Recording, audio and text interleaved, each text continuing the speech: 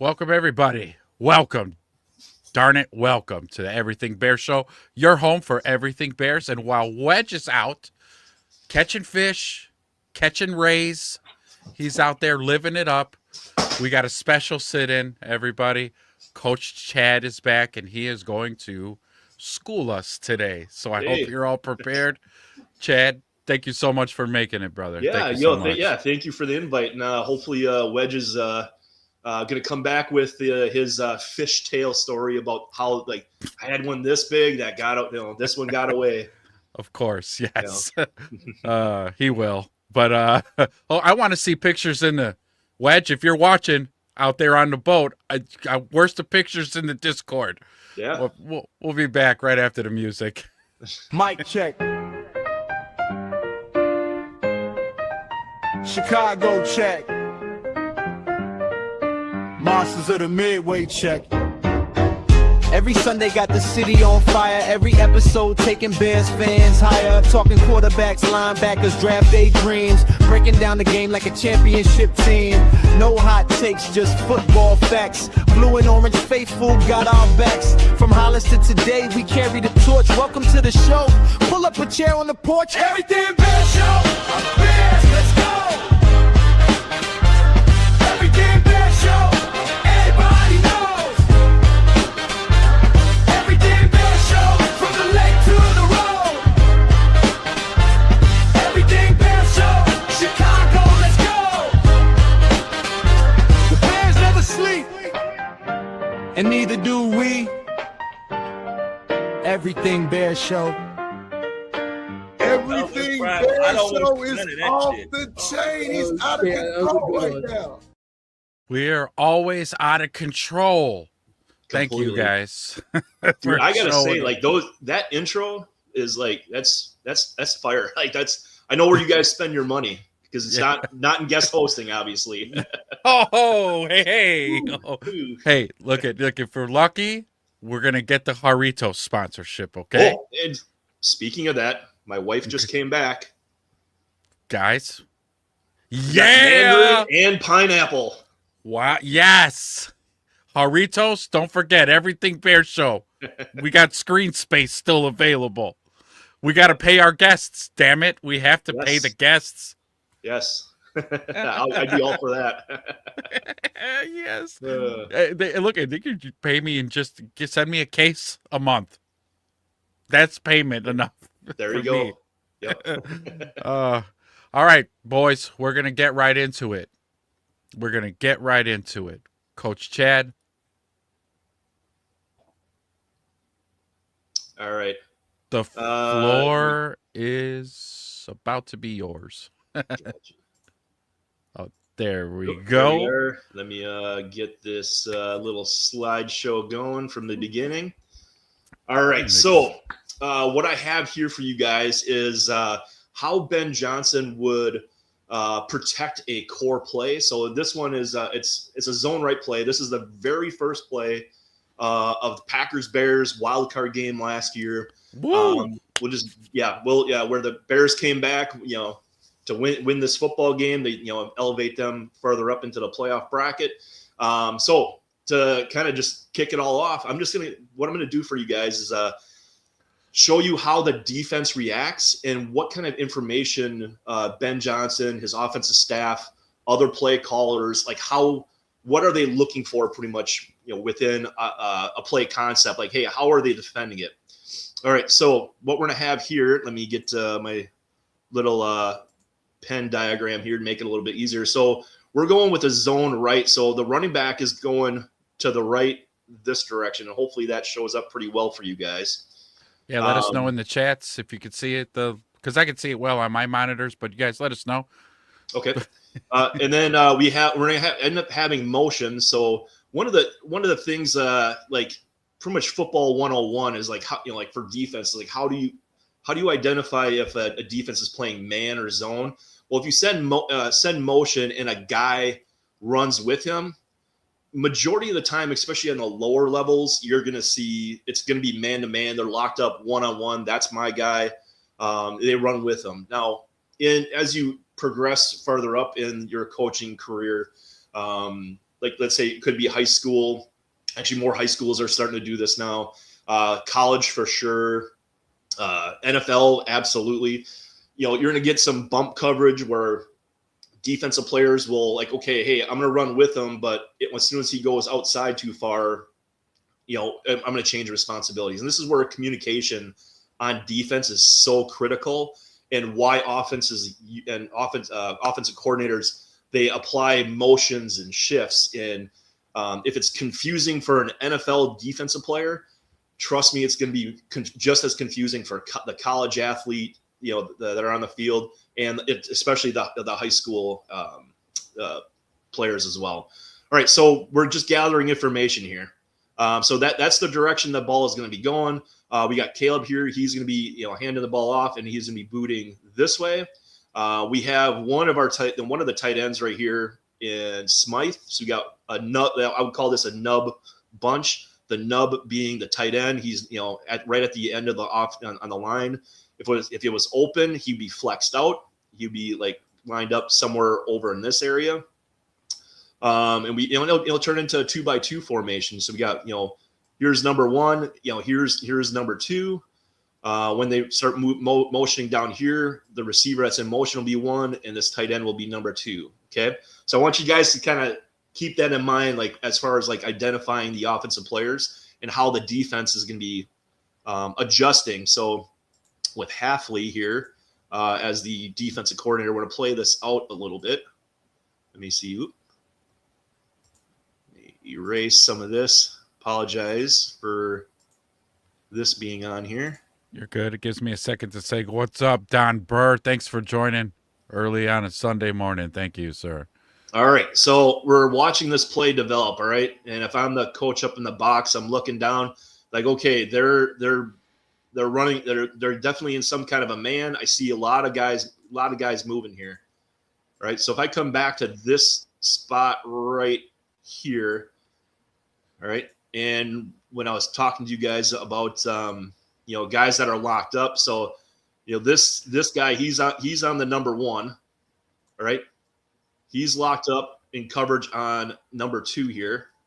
Yep. Right. He's definitely running across. All right. So I would assume based on just the way they're lining up, as soon as he gets out here, he's bumping out as well. So now he's got the new number one. Okay. Right. You still with me? Yep. All right. And as soon as he slows down, all right, now his responsibility is like, okay, now we're bumping out. He's got to be locked up on the tight end here. On that. Right. So I want you guys to kind of pay attention to these two guys down here on this first go around, just to kind of show you what might be available, for the Bears, in this game. All right. So we're watching these guys bump around. All right. You see the safety right there, I don't know if you can see my little index finger here, but all of a sudden he puts the brakes on. He's like, oh, I'm not running with this guy. He's got him. So already he's out of position on this play. He's got to be covering. Let me use the laser pointer here. All right, so he's got the new number one. He's out of position. He's supposed to be covering this guy right here. So he puts the brakes on, coming down this way. We have aggressive play towards the run action, coming down this way. All right.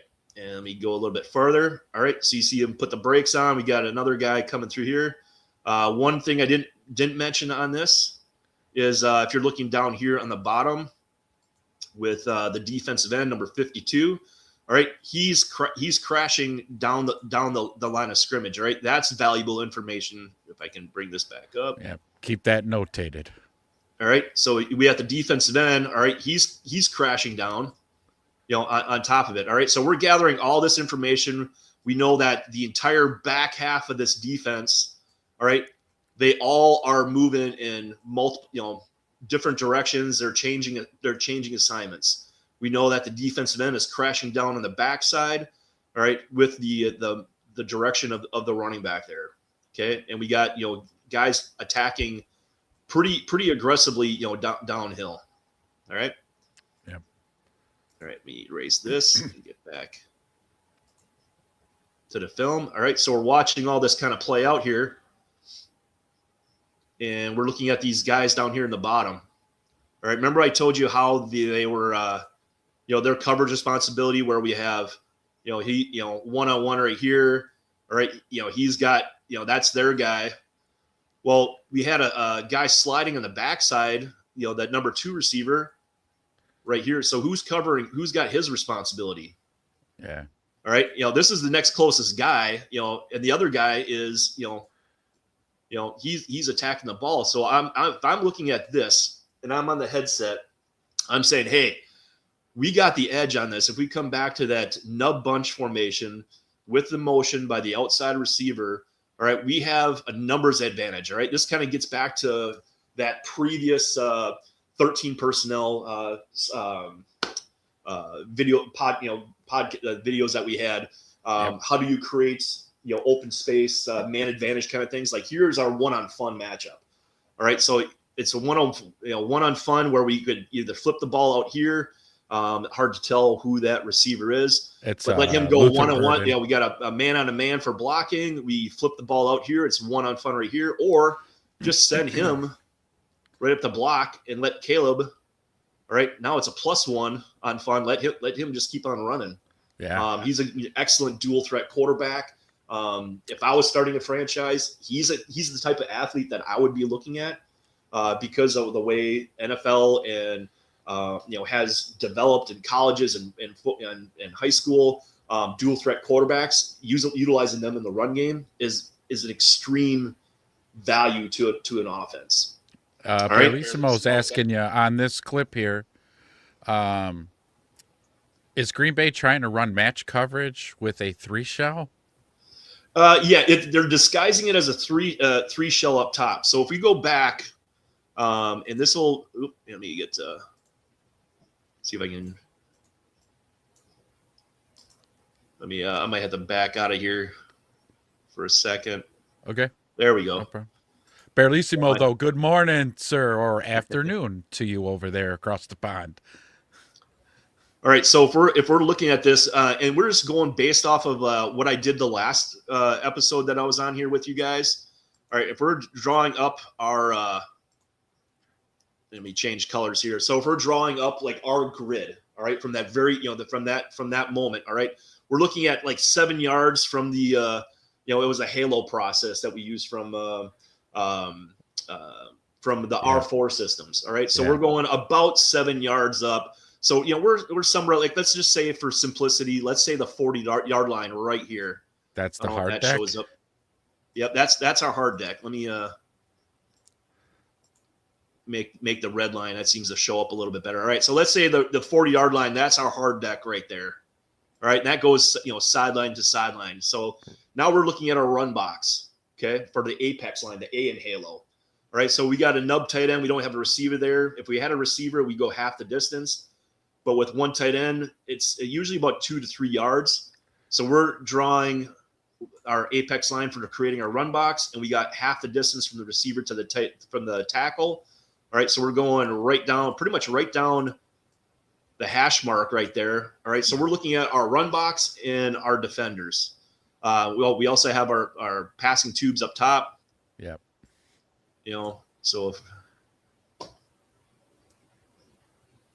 me try to, hopefully my mouse doesn't really stay too steady. So if we're looking left to right like a typewriter, this is passing tube 1, passing tube 2, 3, 4, and then 5. We have this outside, is that an open space? Nope, not we have no immediate threat right outside there. Right. Okay. So we're looking at this. So we have 6 run gaps. So we go, you got, the A, B, C. Actually, we got D. We got 7 run gaps at the tight end, and we got we got A through D there, and we got an A and a B, and then outside the tackle is a C. So we got 7 run gaps. Sorry, this isn't really writing too well. I swear I'm not intoxicated. So we got 7 run gaps there. How many defenders they got? They got 1, 2, 3, 4. Right? We got 5, 6, 7. So they got 7 for 7. All right. So if we look at this as far as man advantage, like down here, that's negate. So like here is a 0. we got a hat for a hat, through here. Over on this side, I'm sorry, I forgot the center line. The line of center knows the center all the way down. All right, so that divides our field left and right. Okay, so we're looking at this. You got 7 in the run box. We got 7 gaps. All right, we can go, we can run the ball here. If we're looking over here on this side, all right, there's no defender. We have no immediate threats here. They have no defensive players there, so that's a wash. But up here we got 1, 2, 3 receivers, and they got 1, 2, 3, and then possibly a 4th guy because he's to the right side of the center line coming through here. So they got a 4-on-3 over here, right? So that's a -1 player. So 3. You guys follow where I got that? Where 4 defenders minus their 3. So offense is in a -1 on this side. This is a 0. Nobody, down there. So we can either run the ball or we got to make a play over on this side. So where can we attack, this offense? All right, we got these passing tubes here, immediate threats. So we got those 4, plus we have the run gap where we got 7-on-7. We can attack in, in this area here. So that's our bubbles of open space. We have it's a wash right here, but we can create an open space there. All right, let me kind of clean this up a little bit. All right, so we're looking at our run box, and let's just look at our center line. Make it, right through here. All right, how many defenders they got on the left hand side here? All right, so they got 4 guys. 4. This guy can kind of play either side, so we got to be mindful of him, like based on what information I'm receiving back from him. We look at where our apex is, and here, that's our run box there. So we have 4 guys on the left, and we have 3 for sure over there, but this guy could be a floater, either direction. So what in immediately attacking, I would have my center is 1, 2, 3, 3-on-3. And with a zone getting up here, I can understand why they decided to, use this as a, center coming up through here, guard coming up through here. So why they would use the zone right as the immediate core play. Okay, like this is an immediate spot to run. Let's say, attack right down there. All right. And this is the opening play of this game. This is the opening play. And this is all the information that as soon as I watch this, like this is, of course, this is a little bit faster in my brain than it is, than I'm displaying it here. But I'm, just kind of showing you guys, like this is all what I'm collecting within the first, 2 to 3 seconds of the play. Like I'm looking at the defense, the way they're lined up. I'm looking at, hey, where would I attack this immediately just on a screenshot? All right, now I got to gather the information based on like all the movement, from the defense. All right, so we get down through here. All right, and remember I said that we had the receivers 1-on-1, how we could get through here, and we're looking at the defense from the end zone shot here. All right. And we know that this guy's coming crashing down through here. He's in coverage right now. He's locked on here until the motion happens. Until the motion happens with him coming across, then this guy bumps out, and these are, that's his new number 1. Yep. All right. This guy right here, he's gonna run with the motion, but then he changes response. They have a bump man covered, so now he's gonna be locked on him for outside. That's on that side, and then if we look over here on this side, with the motion coming through, all right, he's got number 1. And the guy bumping, he's got number 2. Okay. And then we know based on that first clip that these guys are being very aggressive attacking downhill. Yeah. With the defensive end. So let's just watch these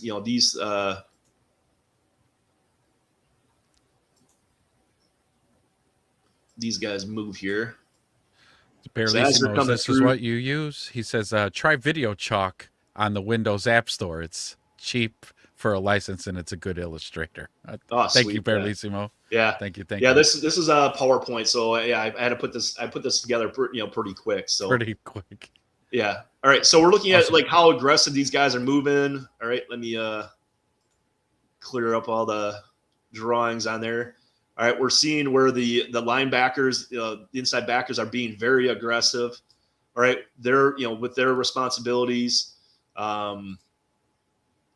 We're looking at, okay, like, hey, that's true. This guy has no coverage responsibilities because there's no number 2 here. So he gets involved in the run game. All right. We have, a guy at C contain. Looks like he's trying to be the B contain. We have, the one linebacker being an A.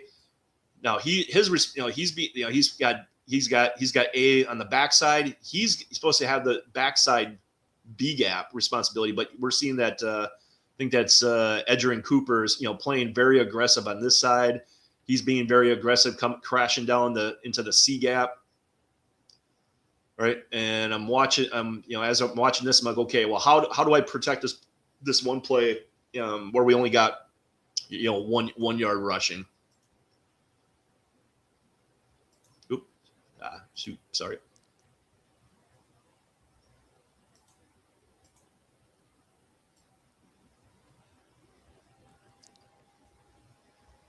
So you see the motion go across, they bump, how aggressive they are. And we see number 56. All right. He does come back eventually backside here, on the play and actually gets into the tackle where, where his responsibility is. All right. So I'm gathering all this information. Here's our core run play. All right. We know that we can go backside over in this area down here with the 2 receivers, a third receiver, which surprisingly to me that they didn't run this or come back to this with Caleb either running with the ball or flipping the ball out here in this play in formation. All right, so that's the first one. That's our core play. All right, so we gathered all that information. This is the first drive of the game. A little bit, a few plays later. All right, you're looking at Bears are in 11 personnel. So we got the 1 tight end, the 1 running back, one tight end. All right, but they're in a line in a 20 formation. All right, so 20. Here we go. So he lines up in the backfield. All right, so 20 formation is 2 backs with no tight ends on the line, even though we got the personnel is 11. All right, this is where like the 13 personnel. So you got like Sam Roush, Cole Kmet, Loveland. You'll see, he was in the backfield a few times as a fullback, where you can bring guys down and change up the different formations. But we're looking at the zone run here. All right, so we're going to get the same action. The entire line is going to be going to the right. All right, and we're going to get motion, coming all the way across. All right, now, and then so we'll play that through, and then we'll see, okay, how does the defense react? Are they going to stay the same, in same kind of defense? So as we play forward,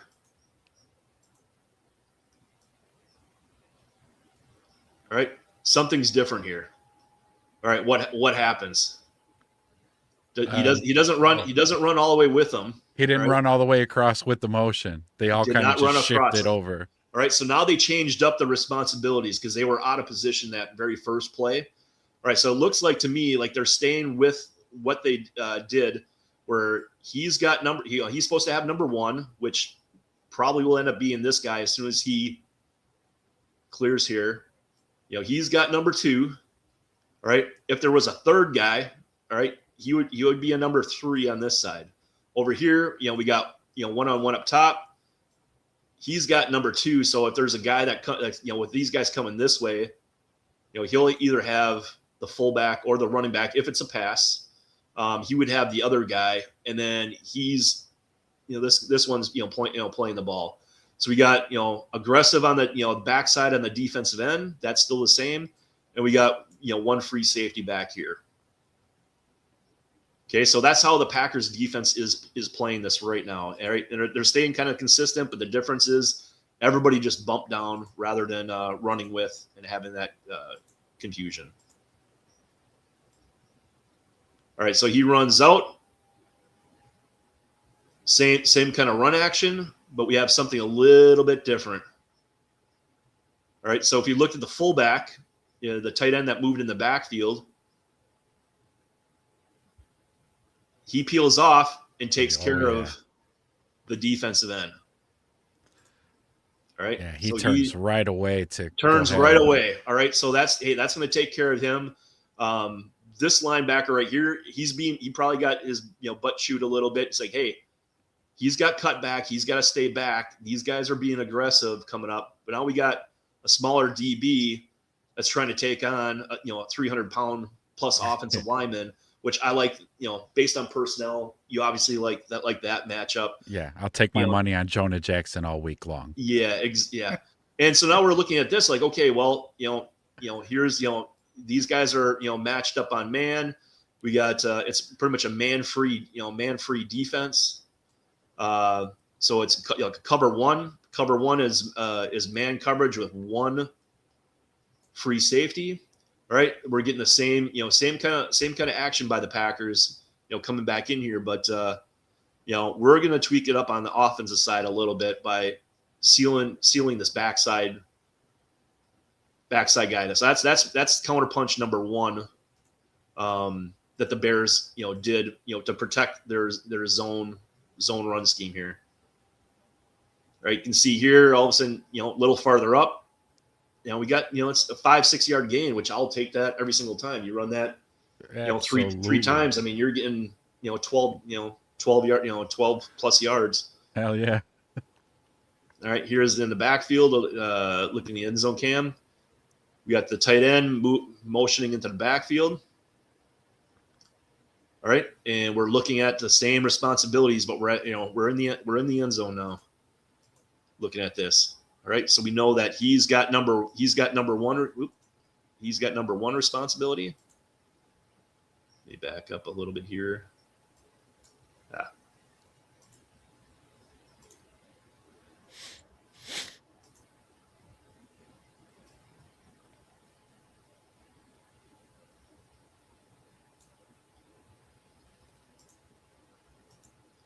right, so we know he's got number 1. This guy is going to be responsible for number 2. We know that the defensive end is crashing. Yeah. All right. We know that these guys are being aggressive. Like he's actually got backside. Erase that right there. So we know he's the spill guy. So he's playing backside for a cutback, reverse, that kind of thing. We know that he's being aggressive. All right. That's our free safety. We know that there's a 2 defensive players and one's going to be bumping in, and that guy will be playing downhill here.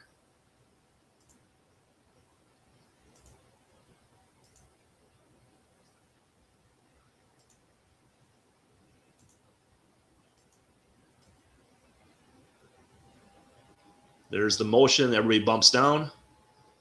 All right, as we're running the ball. All right, everything's happened the way we're expecting. We got number 20 here. He's actually part of the run box now. So we're getting a zone right to the right here, climbing up here. We got 1-on-1 right there. He's climbing up here. He's sealing backside here. We know this guy, is the spill guy, so he's not an immediate threat. We got to account for this guy because we got him locked up. He's coming up here. He's coming up here. He's coming out here. He's making sure that there's no inside, movement by this guy. They're not playing any kind of any kind of a stunt game here. So he'll be coming up this way. Plus we got a lead blocker, which he's going to peel back this side here, coming up inside for the zone right by the running back.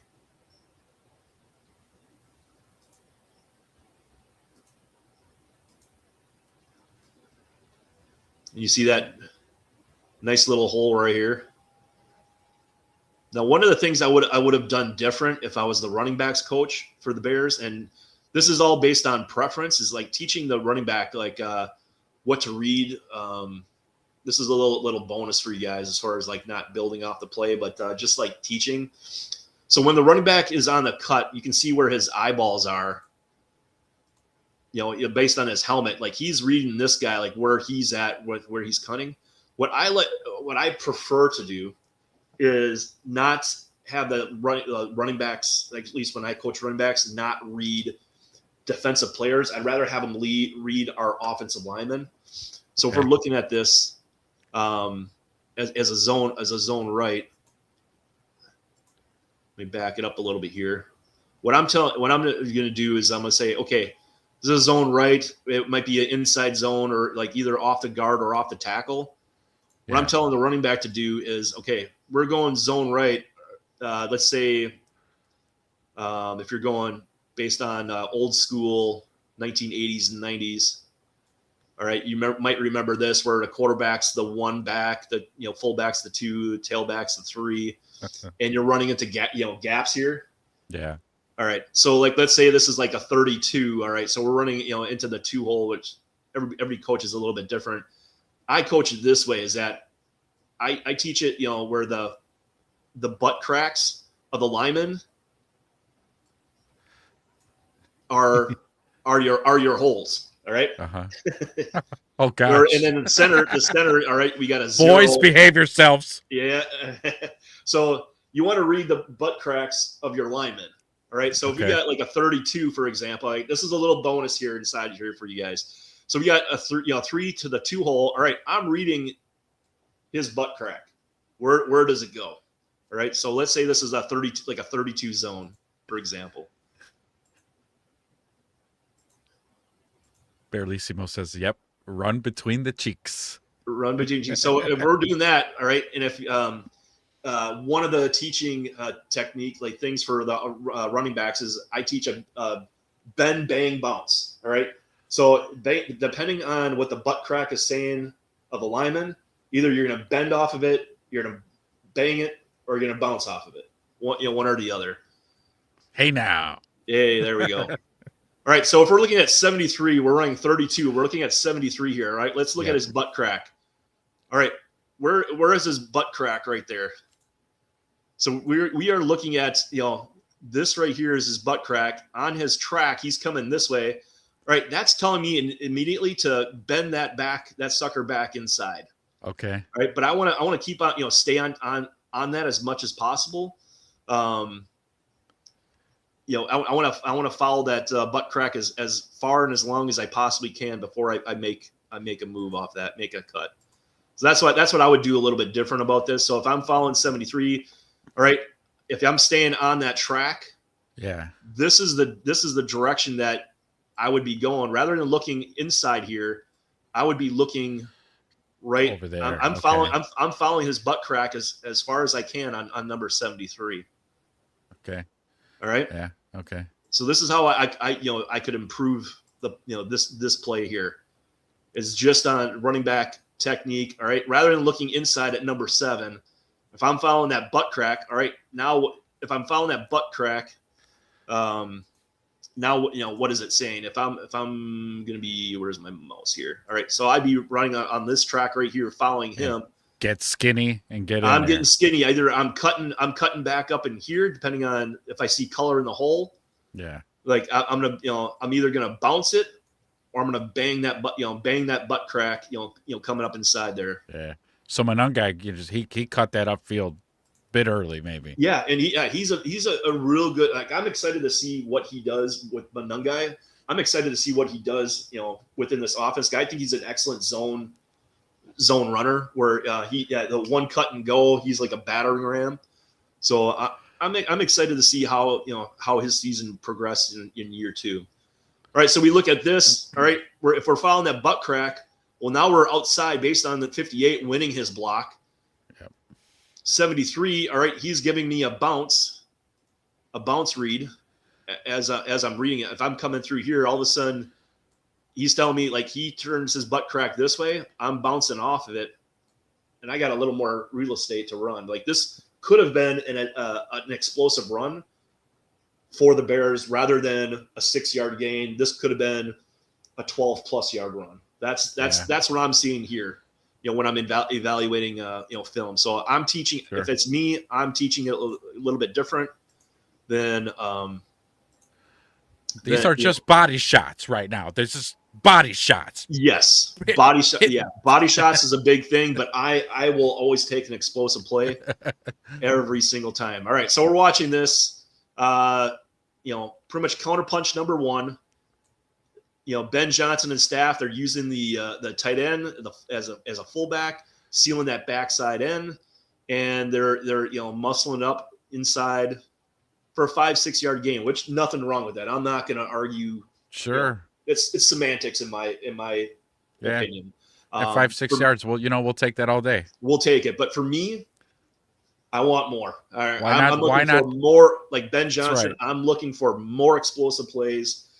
Get me more yardage. Get me closer to that end zone. Let me, put some points on the board.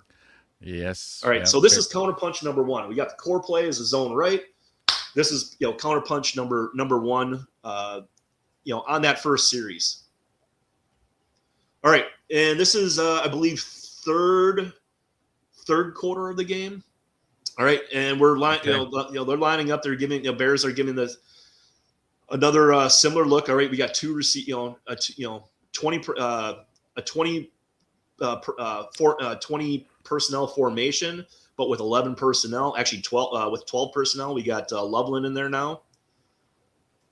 All right, so here's one of our tight ends.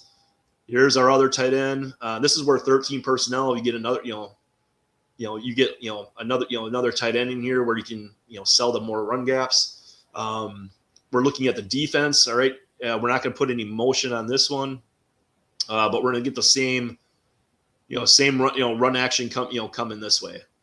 Okay. All right. And we want to see what, same thing for the defense. All right. He's lined up on 1 based on what we know about, Packers defense with Halfley. He's on 1. He's likely on here. He's giving a rush kind of a look. We know that, he's playing downhill. He's the fill guy.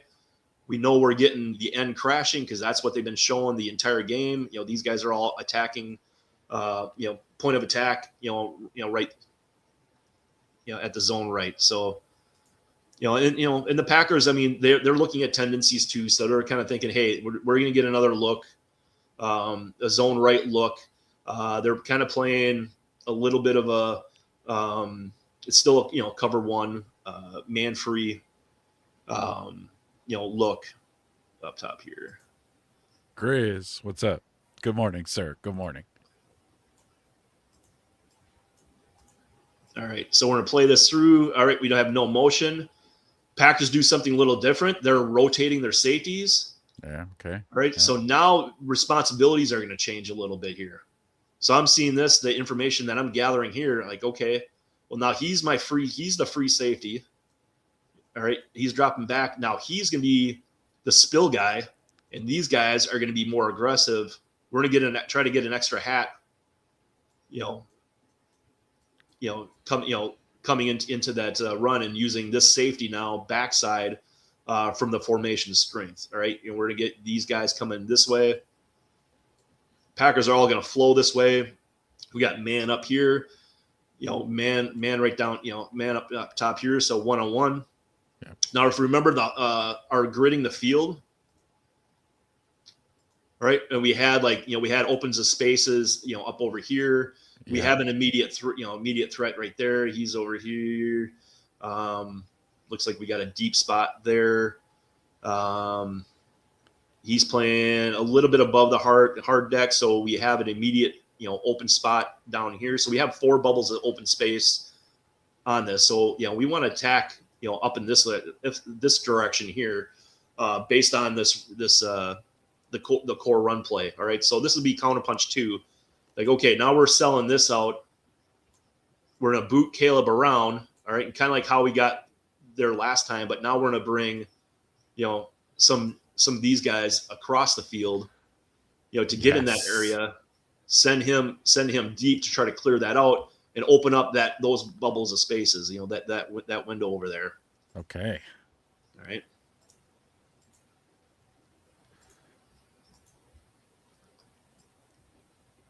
All right, so Packers rotate the safeties.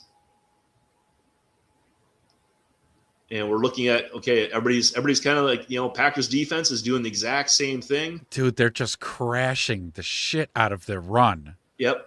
We know that he's crashing down. He's the spill guy for any cutback. These guys are all being extremely aggressive. They have an extra guy on the line coming this way, coming on this side. But what they're not paying attention to is that open space right there. So we got to get guys, wide open. Get guys. Yeah. Coming around the corner there. All right. So this is the counter punch number 2. Let me erase that and get back to the pen. All right. So rotate down. We're zoning to right. Whoops. Oh. All right. That crash. All right. Now the quarterback, beat him outside. Like we have the edge. All right. I'm up in the booth. I'm screaming, hey, like we got the edge. We still got the edge. We still got the edge. At that moment, that edge is like, oh, shit. Yeah, at that moment, he's like, oh, crap, I effed up. And then, like, we got a spill guy here. Is like, he committed a little bit too much. So, like, he's supposed to be outside contain as well. We have this guy clearing out the coverage. All right, well, now who's got Loveland here? Who's got Smythe, coming up this way? Who's got them? Who's got Caleb? I mean, you could easily run the ball on this. Sure, yeah. I mean, you have multiple options on this. That looks like shoot. That's Colston and Komet going out there. That's not 85. Yeah. So Komet and Colston there. I mean, they're running through just there. like wide open. They're wide open. Caleb, just pick one. Caleb, they're wide open. Yeah, pick one. and the reason I like this, if I'm coaching this and the quarterback's able to process this in game time. He's got 2 blockers downfield. Yeah, you got to utilize him as a blocker. Getting down here, that way, if he gets the ball, he can see that he's catching the ball, and all of a sudden you see looking at his helmet, you can see the direction. He's like, I'm locked in, like I'm now a blocker. Yeah. And I'm gonna take this guy on, and everybody here is in the chase position here. Yeah. All right, so he catches it. Let's play this through. He gets around the edge. He flips it out there to Loveland. And he, 19, 20 yards inside the red zone. Woo. As counterpunch number 2. Love All right. We look at the end zone shot here. All right. We see the safeties rolling. Make this a little bit easier. All right. So we see like, hey, we're getting the same like run action. These offensive linemen are selling it really, really well. We know that he's being aggressive. The inside backers are being aggressive. We got a guy coming off the edge. He's the immediate threat. He's the fill down in here. So we got blocking up here. We're selling this out. Caleb's reverse pivoting, coming back outside. We know that this defensive end, Van Ness, is crashing hard. We know that he's locked up man on man. All right. Safety is, if you look at the center line, all right, he's on that, he's on this side of the field where, we got a lot of, open space right there. Yeah. Oh, yeah.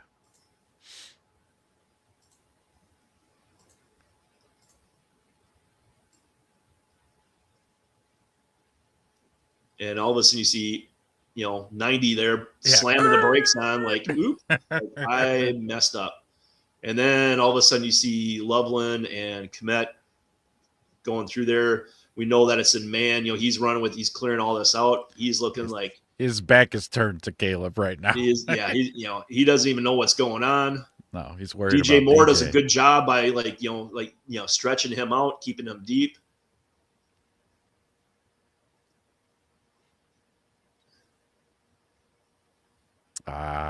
Colston was trying to get it back in. Yeah, he's trying. But he's 6'6" and 250 pounds. Yeah, trying to stop on a dime like that is, it takes. I'd rather not blow out my ankles or knees and just like slam into them and get what I can. Yeah. But a smart play, too by DJ Moore. You got to give him credit on this because he's running back through here. I've seen so many receivers. If you look at DJ Moore, like just touch a guy in the back, and all of a sudden you got a 15-yard flag. So that goes to him being a very poised under very high character kind of guy, and that kind of goes into the Ryan Poles, like the drafting high character kind of guys. I mean, could easily be a 15-yard penalty with just a single hand on his back, and he just backs off and stays away. So that's a smart heads up play, by DJ Moore on that one. Berlissimo says that he believes that coverage is called "oh shit." I would say so. All right. And then here we get, this is in the fourth quarter. I don't know. How am I doing on time? I mean, we're doing great. I feel like I'm flying through this right now. I mean, if the guys have questions, we could take some questions. If we need to go back, maybe we can go back. We got time. Sure. Okay. Good pace. We got good pacing. All right. So here in the fourth quarter, all right, we got 11 personnel. We motion a receiver. Who's that? DJ Moore. We motion him like kind of in an offset kind of a position, kind of wing position. All right. So we're looking at, okay, we got the same, we're protecting the same run play. All right. We got the zone coming to the right. We're going to have the running, from the offensive side, we're, zoning right here. Yeah. When we're coming through here. All right. We know that defense wise, all right, Packers are playing off a little bit. Like, hey, we were, got gashed a few times. We know that we're going to get this, him coming, crashing down through here. He's been showing that all game. Showing the whole game. This is the fourth quarter now. We got, he's got number 1. This guy's going to have the number 2, which is the tight end right here. Yep. All right. We know that this is the spill guy. So he's going to be sitting down, playing the spill. We know that he's going to be aggressive in the run. We know that he's going to be aggressive in the run. However, he also has coverage responsibilities because he has 1. He's 1. That's 2. All right. DJ Moore is 2. DJ. Okay. Yeah. Yep. We got the free, playing, free safety here, playing the back half or the middle of the field. And we know that, the defensive line is going to be, aggressive, coming down here. So that's the direction we're anticipating these guys going. Yep. Just based off of the look.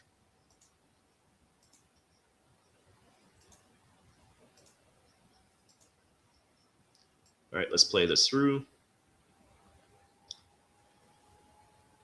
We get motion, all right? So that kind of changes things up a little bit. These guys all bumped down, they bumped down. Now it's a little bit different where 33 actually ran with them and stayed with them this entire time. Yeah. All right, so we're looking at the defense here. The information that I'm gathering from here. All right, we got 1-on-1 right there. We know that here is 1-on-1. He's now taking over number 2. He's got number 3, which is down here. So those are the coverage responsibilities. We know that he's still crashing. All right, these guys are still coming downhill. All right, he's going to be aggressive. Now he's got to be the spill guy.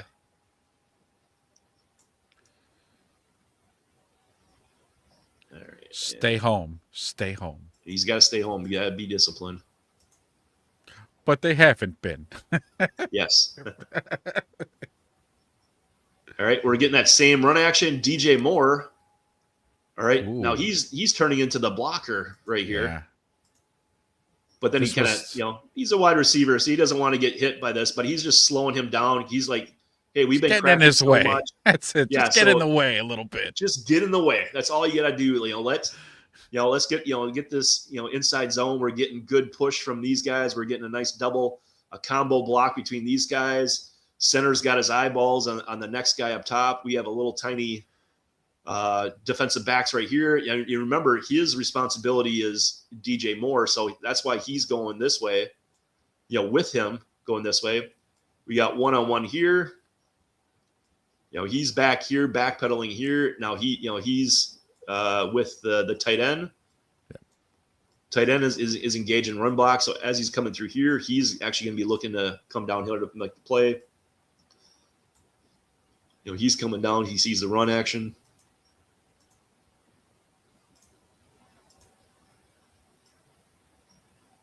Of course, DJ Moore just kind of does a little Olay coming through there. And you get another 6-7 yard run. Yeah, again, which we'll take those deposits. Yeah, taking little by little, but same with I'm also looking down here. I'm like, okay, well, we got him in a chase position. All right, so he's manned up on him. He's manned up on him, but who's accounting for Caleb? That nobody. Nobody's coming. Even if you have even if you flip the ball out here, I mean, it's a one-on-one matchup right there. I mean, so one of the places that I think the Bears missed on an opportunity was actually taking advantage of this part of the entire concept with the zone right, like their counter punches. I think they could have taken advantage of this here. Now, next year with Packers having a new defensive coordinator, you might not see like that, those defensive rules that they have in place. But when they play Miami, well, Hafley, if that's Hafley's defense and he's making the calls, I would not be surprised if you see this concept, getting played out, against Miami this season when the Bears play. I think they play the Dolphins, don't they? They sure do. Yeah. Okay. So this is something I might consider having on film and just kind of seeing like, hey, we have a numbers advantage on the outside here.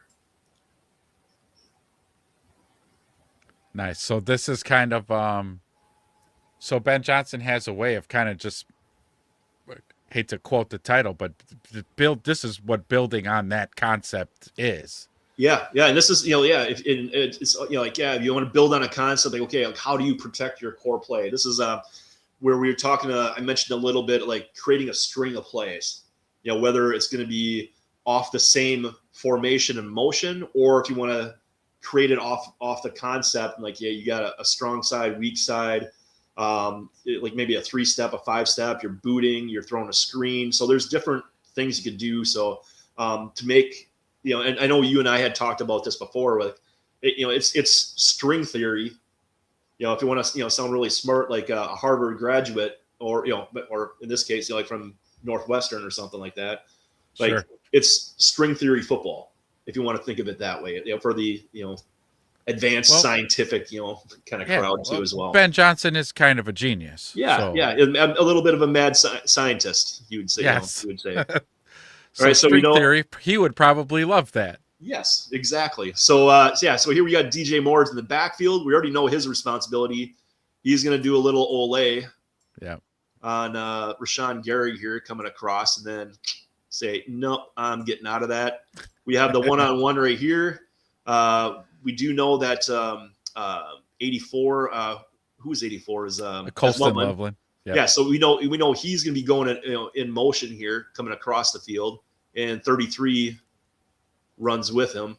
All right, so we know all that's happening just based on the first screen.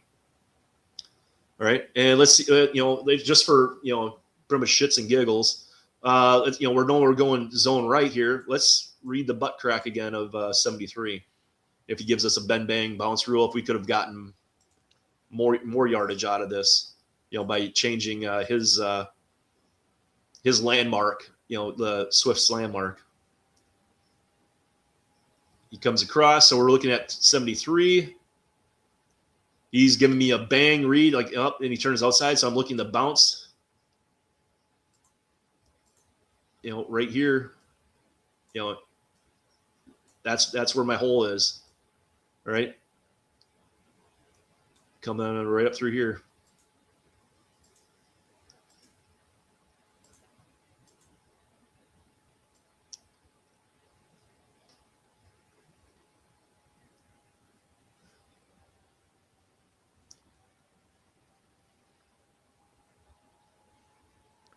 Yep, and his track is a little far inside. I would coach him to be on again. Yeah, more on the he's looking inside at number 7. That's where like, and this is just a preference and a coaching style.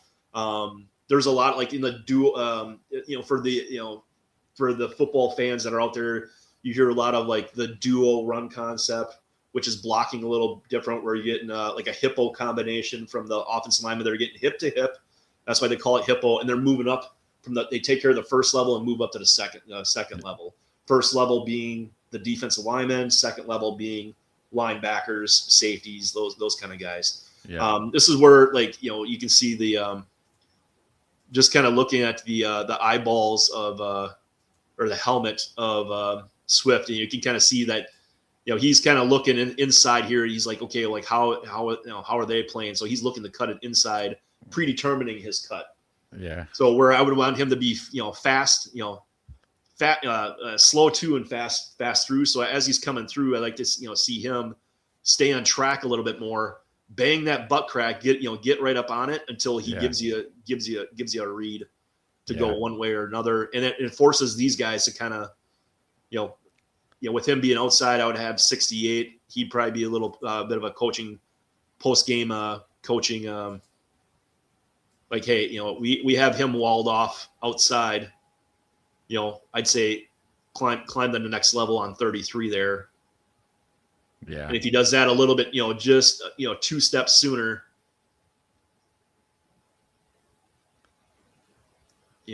we're probably moving the ball a little farther up, but still not bad. I mean, it's like I said, 6, 7, 8 yards.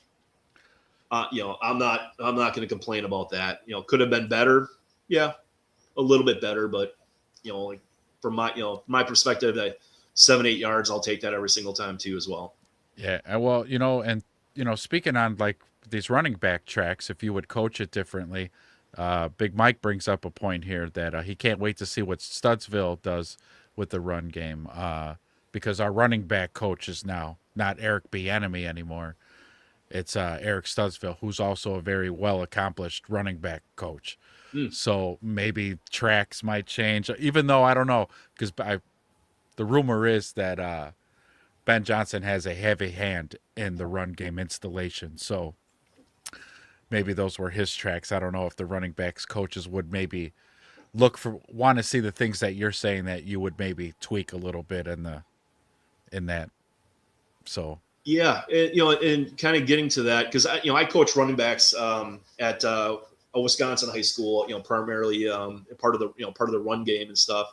And this is how I taught the high school running backs, which we ended up finishing at De Pere High School. We ended up finishing number 1 in the conference in rushing the first 2 years that I was there in 2014 and 2015. I think we had over 3,000 yards in my second year there. And I had gone through like 5 or 6 running backs, and the 5th string running back was actually a defensive end. And actually he finished, I think, 8th in the state, and like he had like 242 yards rushing per game. So like, and that's just doing this track. Cause I like, from a philosophy standpoint, like I like teaching the running backs to, with their footstep, like their steps, their technique, their landmark being like an offensive lineman. I want to take out as much thinking as possible and having to read like a defensive player that's constantly moving. Give him something solid. Like, hey, I know he's going this way. I just got to do bend, bang, bounce, reading off his butt crack. I'm staying on this track. And then if my footwork and my technique takes care of that, that's going to get me 2 yards. Offensive line now with the O-line coach, they're getting on their track, they're locking up their blocks. They're creating another 2 yards. They're getting pushed down the field. My technique is 2 yards. That's 4 yards right there. If I fall forward, that's 5 or 6 yards. Yeah. Once you get past that 4, those 4 yards, that 2 yards and 2 yards, what I tell the running backs, the floor is yours. Be an artist. All the time you spend in the weight room, running and lifting, like be an athlete. Just be an athlete. Like heavy on the agility drills, like jump cuts, one step cuts. Just be an athlete. Get your technique 2 yards, offensive line 2 yards. After that, finish with a 5-yard burst and celebrate in the end zone. There you go. Hell yeah. And nothing satisfies me more than seeing a head coach or a coordinator or even fans, fans that are in the stands, and I see that surrendering cobra pose. They're just sitting like this, like and their mouth is wide open. Like, I get such a rush from seeing that. Like, when I was calling plays at the high school level, coaching some college ball, like I'm seeing this. I'm like, oh, I got them. I'm in their head. I know I'm attacking them. Yeah. Like, just keep feeding me more. Hell yeah. So, but yeah, hopefully, I didn't get too technical with too many people that might, say like they got lost or anything. I apologize for that, but this is more for an advanced football knowledge. It's I love this kind of stuff. Yeah, but this is why you come on the show, man. That's the boys they eat this up. We eat it up. I'm eating it up. Berlissimo says, "Can you imagine trying to coach Scatabo? Why, is there something wrong with his running or something? I think he'd be there's fun. Anything wrong. I mean, he's a nice. He's I would say he's Manungai, but with better hands. Okay, yeah. Not saying Manungai is like no. You're right. Manungai, he's been working on his hands this offseason. Yes, so but the same kind of run style, in my opinion, the same kind of run style. He runs with a lot. Runs with a lot of passion. He runs with a lot of power. He'd rather create a snot bubble in the defender's nose. Like, that's right. Yeah, he's gonna slam into him and get that extra yard or two. Trade paint. Marcus Jones, FGBs, you got it, Marcus. Thanks for joining us, man. Thank you for joining. Thanks for joining us this morning. Yeah, man. I could see that. I could see that comp between those two. Yeah. Except with the hands. I just don't think they threw to Manungai a whole bunch. I don't remember him being having problems with his hands, but yeah, and it could have been just personnel. Like, you had Swift in there, and he's more of a receiving kind of back, right? Than Manungai is, and plus, as a rookie, you're still feeling out, like early on, practicing, learning the locker room, developing relationships with, other, your teammates, your coaches. I mean, that's a lot on a rookie, to put a lot on a rookie and stuff. So, I can understand, but year 2, year 3, Manungai, I think he's going to explode, and especially with the style of offense that Ben Johnson has, within that team. You think with the Detroit teams with David Montgomery, Manungai fits that mold. Like, he's the power back, kind of like the old school Doug Martin, rest his soul, the muscle hamster, which he didn't like that nickname, but I mean, that is what it is. Power. I mean, he's that power, power back. Like, he's got some speed, some quicks. That's Manungai too, in a nutshell. Yeah. And this is what worries me about Scatabo. I mean, Manungai is our chatters in the comments about Scatabo. Look, because he said Scatabo needs to learn to avoid the hits sometimes and not trying to run everyone over. Berlissimo says, yeah, Scatabo is a run through the wall kind of kid. Yep. He also says, I got you, coach. Big Mike says Scatabo runs full retard. I love it. Well, so does Manungai, man. And I do worry about, hey, kiddo, man, we want you for another contract, okay? Please take it easy. Yeah, definitely. Yeah. So, yeah. And I can see the Bears, this is kind of getting a little further ahead. Next year's draft. I mean, I think what Swift was is the last year of his contract. He's also turning that golden 30-year-old age and stuff like that. So, and I know you got Rashawn Johnson there. I wouldn't mind seeing him, him getting a few more reps out of that, being a Texas guy down here, seeing him, get on the field a little bit more. I know he had a lot of injuries and stuff, but I think he can fill that role too, as well, in a pinch, with Manungai, that's there. But yeah, I wouldn't be surprised if the Bears, look, heavy at the running back position next year with, how talented the draft is. I haven't really looked at, draft, like the draft, like depth chart of running backs, like who's at the top of that. But yeah, I mean, Bears, they get their Jahmyr Gibbs type in this offense.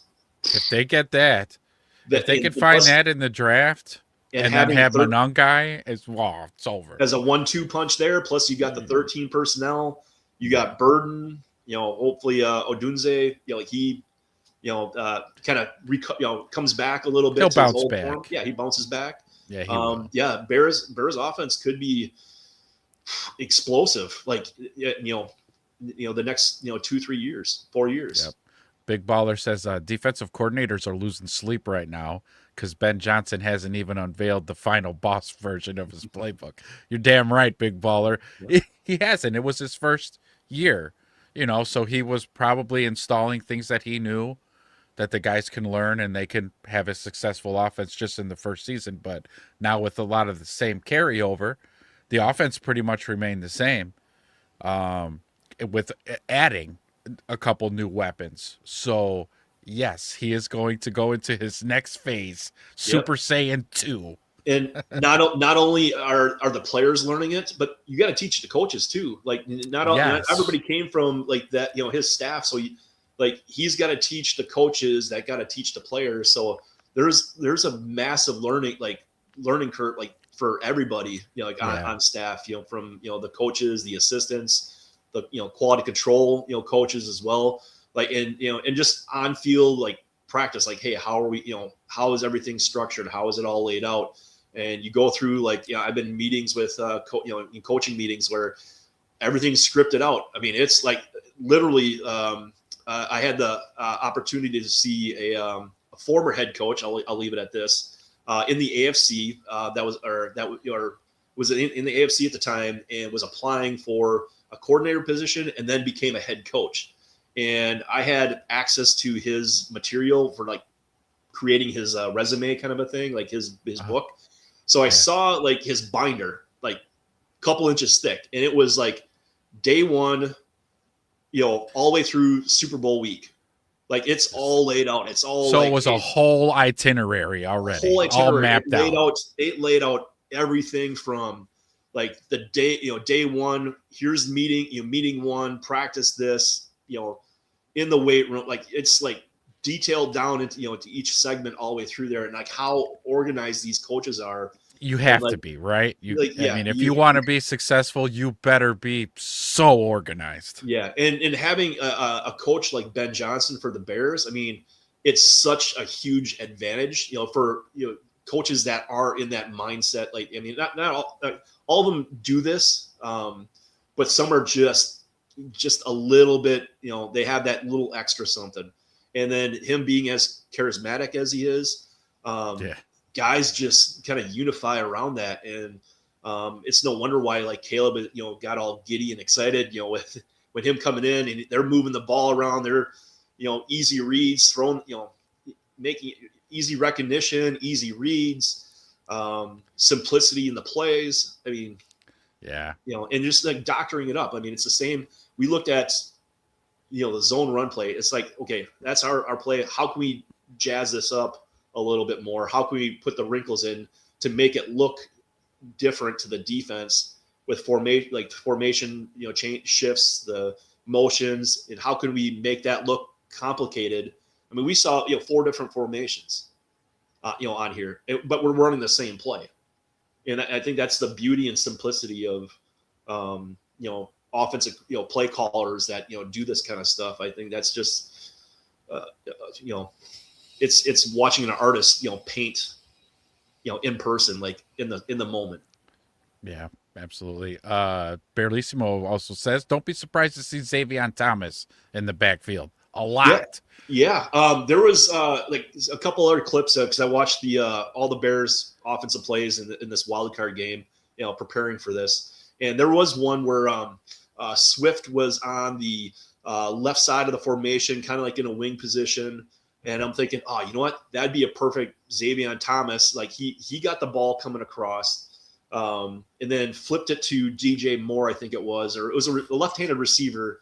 It was a reverse. It was a It was like an empty backfield. So it gave like 5 wide personnel, but there was like 5 wide formation. But it had I think 11 or 12 personnel.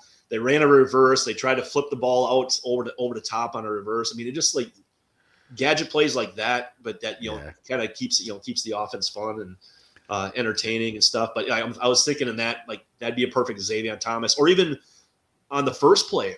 You remember where the receiver was coming in motion, DJ Moore was coming in motion, I think it was, and he's all alone on the left side of the field, and then you got receiver on defenders blocking, the free safety's way back there. Yeah, you flip him the ball, and he's got some wheels. He had all that grass. Yeah, you make one guy miss, that's a 50, 60-yard touchdown, completion. Well, and two, so like, and their body sizes are pretty comparable. So I did have to Google this just really quick. Like Jahmyr Gibbs is 5'9", 200 pounds. Xavier Thomas is 5'10", 190. So like, if he just put on a couple more pounds, you could go ahead and line him up in the backfield a lot. Yeah, he could. What I've learned through my 26 plus years of coaching is that receivers tend not to be like they're receivers for a reason. In the running back, you have to have because your body's getting twisted left and right. Mangled. I mean, it's different. Like you're attacking, you're getting hit. A lot of receivers run upright; they don't have that forward lean. I get where you're going, but if it's me, little things here and there. If I'm going outside I'm not going to run the ball up the gut with him. No. Kind of zone read kind of a thing. But if any wide zone kind of stuff, where I'm get him on the outside. That's what I'm saying. Yeah, get him on the perimeter. Yes, exactly. Berlissimo says, I saw Matt Nagy's playbook once. It was written on pizza boxes and cigarette pack papers. I think I saw that one. I think I saw his playbook also at a local tavern, written on a bar napkin. Back in the day. We should. He's the offensive coordinator for the Giants now. So, I don't look at. What's the over under on him lasting the season? 9 weeks. I said it at. Yeah, 9 weeks. I bet you. I don't know if he'll get fired, but by week 9, Harbaugh's like, you're not calling plays no more. Mm-hmm. You're gonna make my coffee. That's what you're gonna do now, Matt. Make my coffee. Let's see. Big Baller says, doesn't Seattle disguise man in zone coverage? Sure. Oh yeah. I think a lot of defense. Every defense does that. I would say probably all the top defenses in the league. I'd be, and I haven't done any kind of studying on any of this, but I would be willing to bet that a high percentage of them do. I know Nick Saban at Alabama. He his Rip Liz pattern matching, kind of like movement and stuff like that. Got incorporated a lot into the NFL. I mean, you see a lot of guys doing that. Even off of the Jim Harbaugh tree with McDonald that's in Seattle, and then you got Minter that's now in Baltimore, and I mean, you're seeing a lot of that stuff, kind of like the Vic Fangio tree with with what he does, and you have Jonathan Gannon in Green Bay, and there's another Christian Parker here in Dallas, down in Dallas and stuff. I'm excited to see to watch some of those games, with just the energy that he's bringing. He's I'll tell you this is that I'm in South Central Texas. I am super excited to see Christian Parker. Reminds me of he's the defensive version of Ben Johnson. Really? That's in my opinion. He's gonna be a head coach sooner than later. So that's a hell of an upgrade from Eberflus, huh? 1,000%. Yeah. Being down here, and I see a lot of the local channels and stuff like that, and hearing a lot of local radio. I would say if Ben Johnson had a twin brother on the defensive side, I think it's Christian Parker. Wow. For Dallas. So I wouldn't be surprised if his name in the next year or two is he's got a head coaching job somewhere. Damn. What was his resume? What did he do before? He was a second. I know he was a secondary coach with the Denver Broncos. He was actually in Green Bay when Hafley showed up in Green Bay, so he was coaching a lot of those guys. That's why you see a lot of like the Rashawn Gary and Kenny Clark in Dallas, down here. Like, you see, some of that some of those Packer guys that were there. Then he went to Philadelphia under Vic Fangio. So I mean, he's had quite a few defensive coaches, and then finally got his opportunity, to call his own defense. So he's from he's an extension from Fangio. I would say more so, because that's the more of the style that he's running is more of that. Out here in Chicago, we love Vic Fangio. The dude was he was like head coach there, mad scientist. Yeah, DC, the defensive coordinator for us. Yeah, he was a badass defensive coordinator. But then he took the head coaching job in Denver, and that sucked. So he's back to DC and Philadelphia. Good for him. Let's see. Big Mike says Lamar Jackson's been given lots of praise for Declan Doyle. I was wondering how that young man was doing out there. I think he got an offensive coordinator position, I thought, just a bit prematurely, but whatever. The kid, if he knocks it out of the park, good for him. Just don't play us. I don't think we play the Ravens, so I don't have to worry about it. Oh, maybe in the Super Bowl. Yeah, maybe. No, all right. I don't think the Ravens are making the Super Bowl. No, I don't think so either. North Texas are a program that have impressed me coaching wise. The Mean Green. Yeah. Big Baller says, doesn't running back in motion make it harder to disguise the coverage more than wide receivers? Ooh. So if you put a running back in motion, is it harder to disguise your defense as opposed to just running a wide receiver across? Yeah. In my opinion, yeah, I think so. Yeah, I would make the argument that motioning a running back, like, you're going to get more of a read, like who runs with them out of the backfield. Like, are you going to empty the box? Now you can play some games with that. Like, if you have a receiver in the backfield initially and then motion him out. So if you got like your top wide receiver, let's say a Burden now, like in the backfield, or Odunze, and you motion him out. Yeah, I mean, you could create a matchup with like a linebacker on a wide receiver.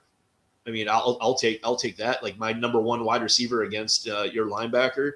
But yeah, as far as getting a read, I love using running backs in pass games, like motioning them out, swinging the ball out, running rail routes, especially like in a mesh concept, where they're just getting out and in the flat right away. Either you're getting a ball to them on the hip, or you're going up over the top on that outside defender, overhang defender. But yeah, I think you can get a really good tell by motioning the running back from the inside the box to outside the box. Sure. But I know what really messes up defenses is when you start motioning them into like fullbacks, like the Kyle Juszczyks, or a tight end like Roush, Komet, those guys. You motion some of those as a receiver into the backfield.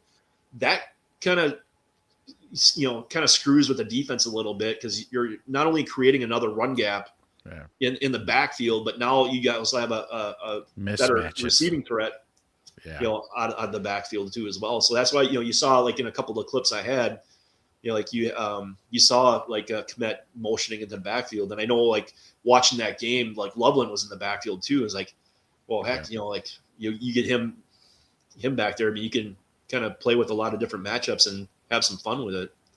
Absolutely. Ben Johnson, coaching tree. Yeah, that's Declan Doyle. Ben Johnson has a little coaching tree going, like Savion in the backfield, wide receiver / running back. Yeah, I definitely think so. Yeah. Get him, get him in motion, moving and flipping the ball out there, and just let him run. Yeah. Barlissimo says doesn't matter so much who's in motion as to whether they motion from and to, which shows what the defense is in my opinion. Yeah. That's where Go ahead. No, I was going to say, because that kind of gets into your personnel. Like you're just creating the matchups, the mismatches. Whether it's Xavier Thomas or Loveland as the running back, and then motioning him out. You can do a lot of different things based on how you want to throw that wrinkle in. That's why football is such a beautiful sport, because when you start getting into those little nuances or minutiae of personnel in a huddle, line up on, and then motion into a totally different formation. Now, because on the offense, and you have the advantage because you know what your intention is. The defense has to constantly keep calculating and what's my job? What's my job when they do this? Wait, they came out like this. Wait, now they're not in that. Okay, so I got to do like this. And you better hope the 10 other guys know what the fuck they're supposed to be doing. Yep. Because again, the offense knows what they're going to do to you. So if you, and we saw it, right? Like again, on the passing play that you showed, you had Loveland and Cole Kmet they're eating a lunch back there. Oh yeah, they're wide open. And yeah, it's like from a play caller's perspective, is like creating as much conflict in the defense. Like like you're gonna break your I'm gonna force you to break your defensive rules. Kind of like where we had the spill guy and stuff like that. Showed some of that, or with motion, and just creating that communication disruption. Just messing with that, I'm gonna force you into some kind of a conflict, whether it's communication, formation, motion, and just make you screw this up as much as possible to help me get a man advantage in the direction I want to go.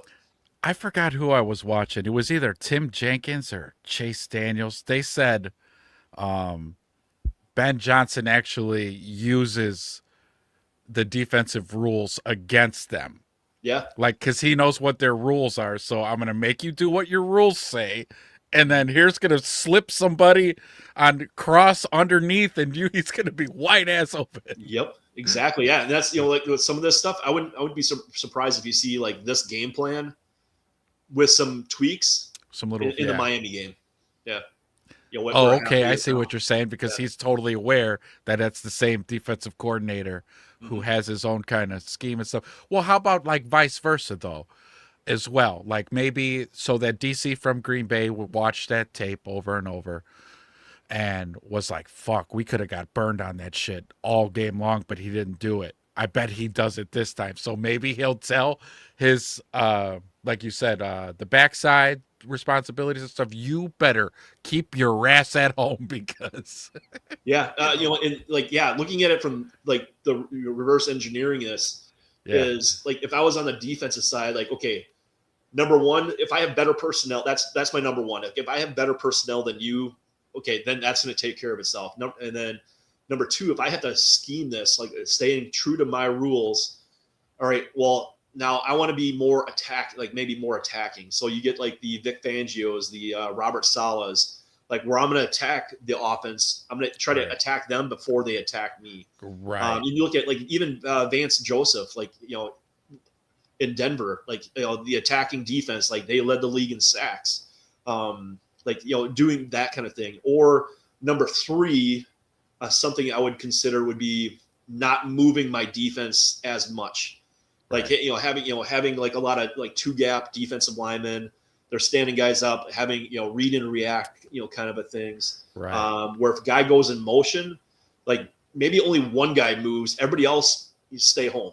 The less movement as possible would be more beneficial, I think. And if it's me, that's probably the route I'm going, because it's going to be the easiest to kind of correct.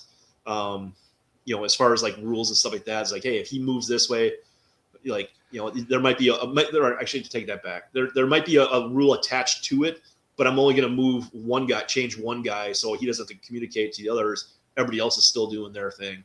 Yeah. I was thinking about that a few days ago in terms of Caleb's pocket presence. Now, I'm not going to compare him to Mike Vick, but what I do want to talk about, because we're kind of talking about how you said defense is not moving so much, right? Some defenses, go get that quarterback, pin your ears back, go get him.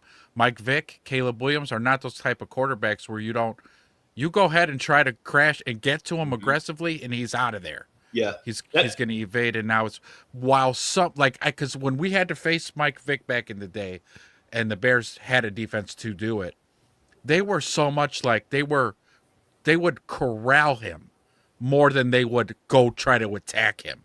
Mm-hmm. To keep him inside that, do not let him outside the pocket type of deal, you know? And I wonder if defenses are going to have to start making that adjustment with Caleb, because Caleb's going to burn them every time. Yeah, I wouldn't be surprised at it. That's why, like, for me, like a dual threat quarterback that can run and throw. I mean, Caleb, he can throw on time, he can throw off time. He can move. He's got some wheels. He's got thick lower body.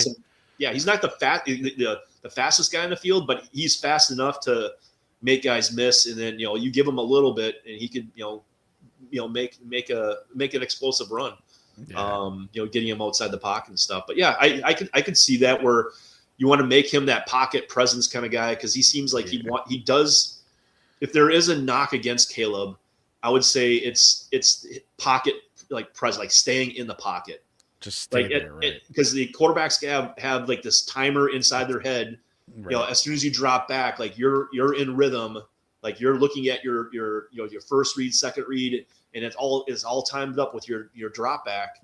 Right. And as soon as you get to the point, all of a sudden it's like, you're like, I got to get out of here. I got to get out. Yeah, but a plus though for the Bears, and this kind of goes with Poise drafting, and who's the offensive line coach for Chicago? Dan Rochar. So yeah, in his Rochar, like I think it was the Bears had the longest, like Caleb Williams had the longest like time in the pocket like last season. There was a statistic on that I saw, or maybe it was with you guys. You brought it up, but there was something where like Caleb had like 5.3 seconds in the pocket, like average or whatever it was, which was the highest among all quarterbacks in the NFL. It does make sense. I think we had like the top three. Our offensive line was. I mean, they were just fantastic. Yeah. So yeah. Jay Grizz, I love the fact that Caleb keeps his head up, keeps looking to pass first while eluding the pass. Yes, that has been something that Chicago Bears quarterbacks haven't. They'll do their footwork. They'll 3, 5, 7 step drop, 1 hitch, 2 hitch, and then immediately don't look downfield anymore. Caleb does all this scrambling and all this after the fact with his eyes down the field. It's been refreshing. Yeah, and there's drills that you can do.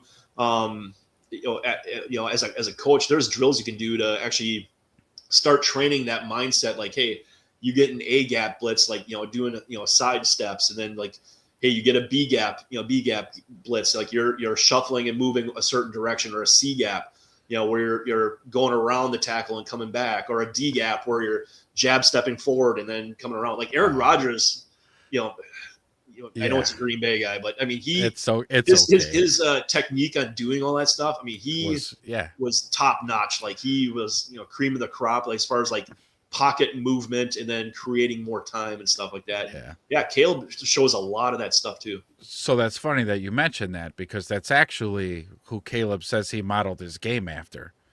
And he does a lot of that stuff. I think I said it last episode even, and I'll say it again because I love the fact of with his movement inside the pocket, he's able to manipulate defenders back into his offensive linemen.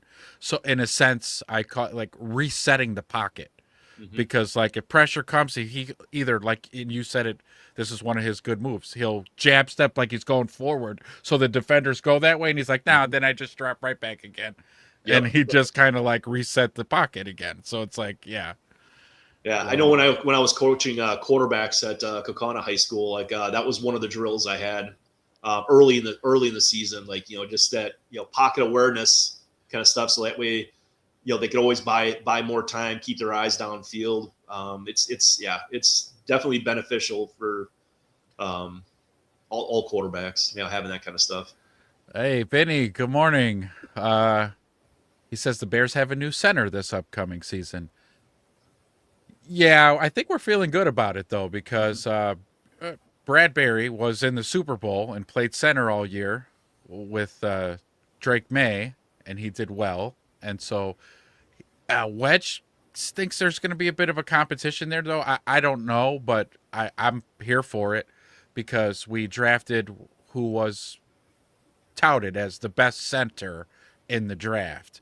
So them two boys going at it, whoever wins that battle in the spring training, man, I say let's rock and roll. I think we're going to be just fine. You got to think about it too. Whoever that center is, he's got Mr. Old Reliable, Joe Tooney, to his left and Jonah Jackson to his right. So whoever it is, we're going to be fine, baby.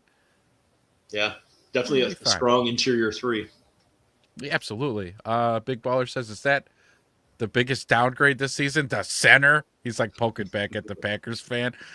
Let's see. Matt, good morning. He says, great show, boys. Best Bears channel on YouTube. Oh, my goodness. Nice. Everybody, hit the like button, Matt says. Thank you, Matt. Thank you so much. And yes, guys, hit the like button. It takes 2 seconds. If you're new and you like the show and you like the content and you love everything Bears, you're not going to want to miss the show. Oh, yeah. Subscribe, hit the like. I'll tell you this, because I did subscribe like a while back. But thank you. You get these improv, like just spur the moment shows, and you want to get notified. Subscribe, because you can get notified of like the little things, like whether it's on the stadium, if it's become the Hammond Honey Bears, or something with a draft, or like any kind of Bear news. And Ez and Wedge do a impromptu like spur the moment kind of show. Get notification right away. You can stay on top of it. Absolutely. Thanks. Well, and also too, and we keep bringing Coach Chad back on the show to break down tape. We're watching film on the channel, boys. We're watching film. Yep. Yeah, I can definitely do. It's something that everybody wants. I mean, I can definitely bring up a couple clips and just kind of do a breakdown minute or two or whatever it might be. Oh, that's right. Actually, we have. Well, we'll get there in a second. Let me get through these comments, and then we'll let you know that Coach Chad's coming back because Wedge is on vacation all week. Yeah, and as I say, Wednesday show, kind of a little teaser. I do have the Week 12 matchup. I got a couple clips. I'm only going to be on for half the show. Versus Pittsburgh, and it was 2 of the touchdown passes, and I know one of them was one of your favorites from that game, with how Caleb Williams, how Ben Johnson and Caleb Williams, how Ben Johnson creates easy recognition for Caleb, and also how he would create more space to make that passing window a lot wider, a lot easier. And it's one of the reasons why you see a lot of the Bears' offensive success. Absolutely. So you boys make sure to tune in Wednesday night. You're not going to want to miss it. And Bearlissimo says, I kind of want to come on and nerd out with Coach Chad. Why don't you come on then? Wednesday. DM me. You guys can talk. I'll just sit here quietly and I'll read the comments. I could do this for hours if you let me. So yeah, Bearlissimo, you've been given the hand's been extended the whole time you've joined our show. Let's see, real quick. Let's see, Grizz. The Carr brothers did an excellent breakdown on Caleb's top throws last season. Yeah, I saw that. That was so cool. I didn't see that. What made it stand out? Well, I mean, so you got 2 quarterbacks. One obviously more, what would you say, accomplished more than the other. Okay. With Derek Carr, but not to take anything away from his brother, but just to hear their perspective of his quarterback play and what he's able to do, I was like, hey, that's our quarterback. Yeah, that's our quarterback now. So, no, yeah. But then just to see like little nuances of quarterback play and what they see in his footwork and his angles and what he's seeing and what he doesn't see. Oh, yeah. It was a really good watch. Yeah, and part of the teaser for Wednesday with the Pittsburgh is just like the different windows that Caleb could have thrown one of the touchdowns in. Like when I was breaking that down, like, well, he had either the first window or the second window to throw that ball if the defender would have stayed there. So yeah, that's cool. I like that. Let's see. Vinny says no. DJ Moore kind of changes things offensively. Oh, because he wasn't trying to say it was a downgrade. He was just stating a fact. We got a new center. But he does say he thinks that DJ Moore kind of changes things offensively now, as top defenders will guard Odunze Burden and Loveland instead. which is facts. When you lose DJ and then you don't kind of have that presence in the wide receiver room, it's kind of the next guy's got to step up. However, I think it's going to be a little bit more complicated to just go, oh, we'll just cover Dunze now. It's just because the Bears have so many weapons, and Colson Loveland said it best at his last press conference before the 6-week break. Pick your poison. That's the offense. Pick your poison. Yeah, so, and with like the formations and motions that Ben Johnson does, I mean, like either one of these guys could be like, hey, like like he's the guy this week. Like, you know, just because of matchup and way the defense bumps their coverage, like yeah, they're all going to be against the number one defender, like wherever that team's defender is. They're going against their number 1, 2, and 3 guys. Right. But you start moving guys around, and instead, you know, rather than Burden playing the X, well, you know, you got Odunze maybe one week playing the X, and maybe you got Loveland playing the X one week, and then it's just like, hey, you know, they're going to be putting all the attention on this guy. Well, now we're going to come back around, and all of a sudden, you know, Roush or Xavier Thomas or Burden, or like they're all going to have their weeks. You know, they're all going to have their weeks throughout the season, which makes me think, like, is one going to have 1,000 yards? Like I'm leaning more towards like you have like a plethora of guys like in the 800 750 to 900 yards, right? And you don't have 1,000-yard receiver, right? Like that could be. I mean, that's gonna, you know, mentally like you're preparing for a 1,000-yard receiver, like having 2, 3, 4 of them, but you might have like 5 or 6 guys that are in the 750 to 950, you know. Now that type of stuff is for fantasy football players, okay? I think Ben Johnson coaches these guys up to the most important stat for us boys are the W's. Thank you, Marcus says, I learned a few things today. All right, well, awesome. Welcome. Thank you. Perfect. Hopefully it wasn't too over the top where, you know, hopefully everybody grasped a little bit.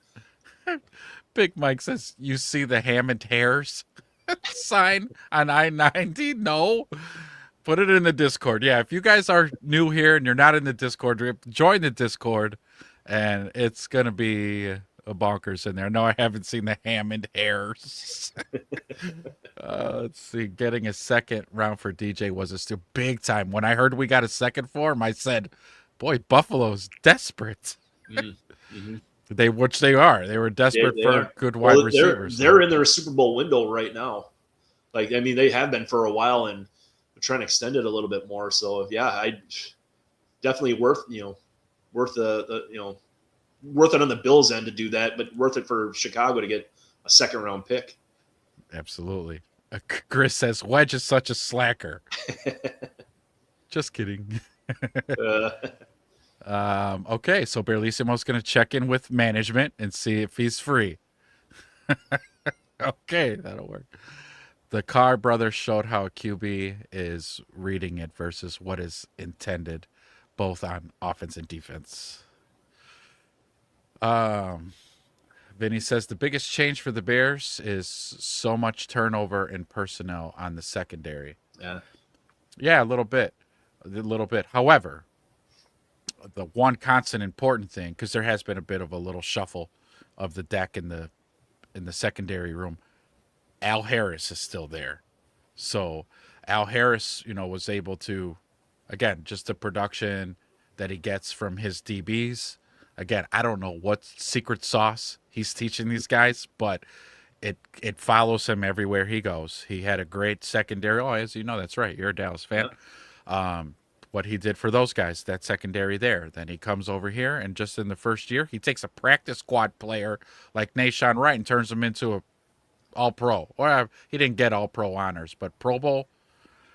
Did he get snubbed on that? I think he made the Pro Bowl. But crazy, crazy stuff. So he's going to do the same thing with this group of guys. Yeah, I would have to say, like, Al Harris, like, just teaching, like, building the relationships with that secondary group and stuff, and then coaching. Like, I can see coaching each player to their own talents, like how it benefits them. I mean, if guys buy into that, you can own an entire that entire position group, where guys will go kind of like the Scatabo and Manungai, they'll run through a brick wall for you. They'll do whatever they need to. Like, if they know that you're, putting time into developing them, like that's gold. They go to war for you. I mean, that's the what you want to do, and to be the best that you want. That's the stuff you got to do. So Big Mike did put it in the Discord. Oh my gosh. That's Urlacher, because Urlacher was pushing oh, that's right. Like Rogaine. The Rogaine, yeah. I was gonna say, yeah, he started Hammond Hairs? Too Hammond soon? Oof. Okay, Indiana trolling a little bit. Good for them. Good for them, because Illinois is a bunch of idiots. So, yeah. Good job, Indiana. Indiana for the win on that one. Shout out to Indiana. Let's see. What is Chicago's biggest downgrade for the Bears for the season? Then we've got an internal chat going on. That's fine. Surprise, surprise. Caleb actually reads coverages really well and quickly. Just needs to know when to take the answer or just step on a throat. Yeah, that was a relief too, seeing Caleb. We kind of saw that a little bit with Shane Waldron. I owe $1 to the swear jar. Because even though that offense was a hodgepodge of just slapping shit against the wall to see what sticks, you could actually see Caleb drop back, process, and read, which we didn't get from Mitch or Justin too much. They drop back, one read, gone. One read, two read, run. Like, that was it. Caleb's back there going 1, 2, 3, 4, back to 1. There's 3, and he's scanning, and he keeps scanning, and it's like, hey, this is a quarter. This is what a quarterback's supposed to look like. Yep. Yeah, that kind of gets back to the coaching and stuff. Like how, I mean, I'll say it again. Like Ben Johnson, his offensive staff, like building on concepts, like doing the string theory with this stuff, and they're like, hey, defense is going to do this, we're going to do that. This is how we're going to manipulate it, because we're going to get like the preparation that they put into in the coaches and players, like the film study that they do. It's like, hey, this is their defensive rules. This is how we're going to put them in conflict. And this is how we're going to create more space for you to throw that ball, either in the first window or second window, like that. I mean, that kind of a value, with that, just that teaching process, compared to like the whole spaghetti against the wall kind of philosophy, and just you're trying to like call the perfect play against the perfect defense, and you're not going to do that. Like that's not going to happen as often. Like you might get maybe 1 or 2 a game, like in my experience and stuff like that. But like the more you can build on a concept, like, hey, this is like the known adjustment. Like maybe these are the 2, 3, 4 adjustments that their defense is going to give me. So we're going to practice this, during the week. Yeah, it makes it such easier for the quarterback to do his job. Absolutely. Barlissimo says, well, I think we have 3 1,000 receivers. Odunze, Burden, and Love. That's my guess. Yeah, I mean, so I think we will. I wouldn't. I'm not going to argue against that. I mean, that's very possible. But I can also see a scenario where, the other guys start stepping up. I mean, you might have more guys that are in the. So there's a lot of horses in the stable, Coach. Mm-hmm. We've got, again, we drafted Xavion Thomas, right? But then we can't forget about Jade Walker, who's easily going to come right in, I think, to be the third on the depth chart and the wide receiver room. So not to say that Walker's going to get 1,000 yards. He's not. But I could see him 600, 700 in there with maybe 3-4 tutties. But okay. Well, let's play this out a little bit. All right. So you said Walker, he's like 600 or 700. What about a guy like what does Kmet get? 500. So okay, so we're over 1,100 yards, right? Like let's say just between those. So no, yeah, look at Caleb's throwing for like 4,700 yards. I mean, he has to. I mean, based on this, that they're throwing the ball this much. I know, yeah. We did the math. We got the math worked out. So we got the 3,000, Burden, Loveland, and Odunze. Right, and then you said about 1,100 between. Yeah, Roush probably going to get like 200-300. 200-300. What about the running backs? How many? They could maybe get 200-300 apiece. Okay, so now we're approaching like 5,000 yards passing. See, now that's Wedge's contention. Wedge says Caleb's throwing 5K. Let me throw a wrinkle in. What Yeah, about the defense now? I mean, they decide, hey, our game plan is ball control. Bears don't get that many opportunities to throw as many plays. They don't get the 60, 70, 80 plays a game, and all of a sudden they're on the lower end of that. Yeah. Not as many opportunities to get that yardage. So great point, right? Because that's absolutely in terms of our yardage avenues. Yeah. So that's a real thing. Wedge and I talked off air about this before, because we had also thought of the idea of what if we end up with 2 1,000-yard rushers.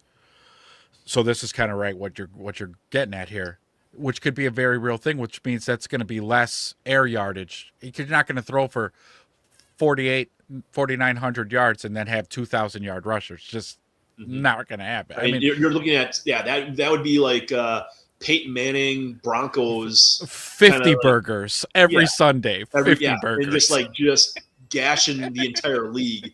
Yes. And you got 6,000 or 7,000 yards of offense, for the season and stuff. But right. You're playing an extra game, so eventually it'll be possible.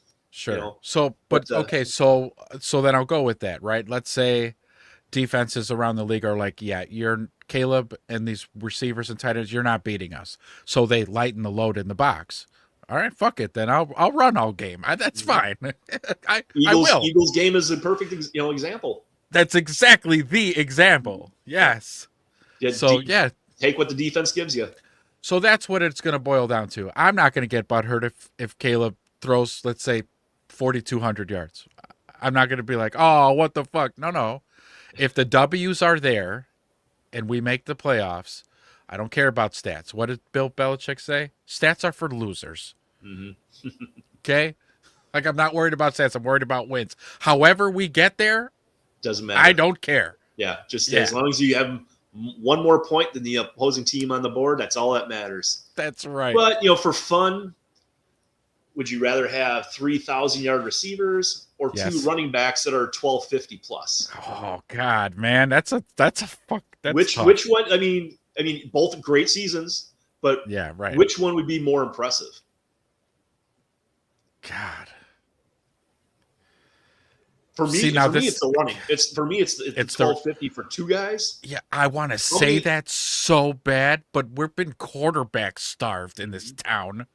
True. And I want to see this kid scorch when you look at the stats at the end of the season, I want to see Caleb 1, Caleb touchdowns, Caleb yardage, Caleb completion percentage. I want to see it. But that 1,250 per running back is awfully tempting, man. Mm-hmm. Mm-hmm. Oh, and you said most impressive. That would be the most impressive. Mm-hmm. Yeah. Like, you'd have to buy all those offensive lineman Ferraris. Oh yeah, they're getting Rolexes, they're getting Bentleys, they're getting everything. Big gifts, one from each back.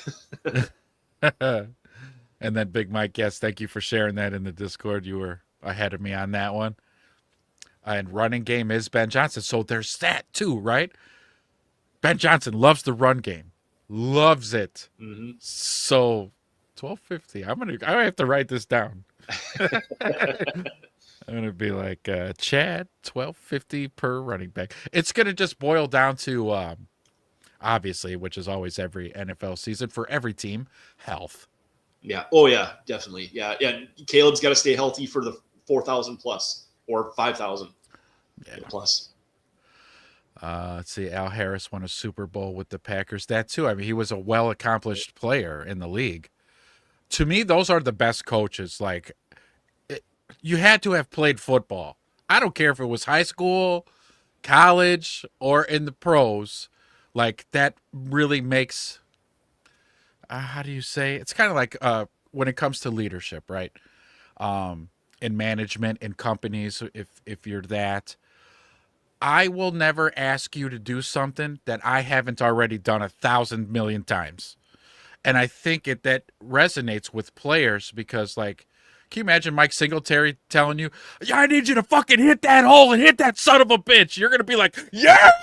Like, because it's Mike Singletary. Yeah, you can definitely get guys motivated to like run through the wall and stuff like that. Like, Singletary is a great example. Like, he's just the charisma that he brought to the coach. I mean, granted, he didn't have all the wins that some coaches have, like while he was in the NFL and stuff. But yeah, he had a rough just going. The charisma that he had, like the players that would ball for him.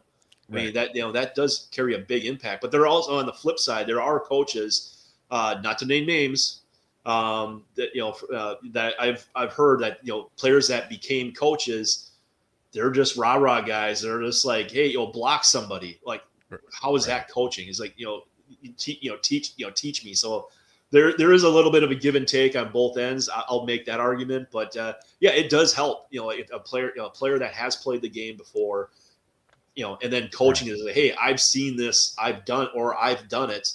I've coached guys like this. I've seen player X, Y, Z, be this. You fit that mold, and so I can see.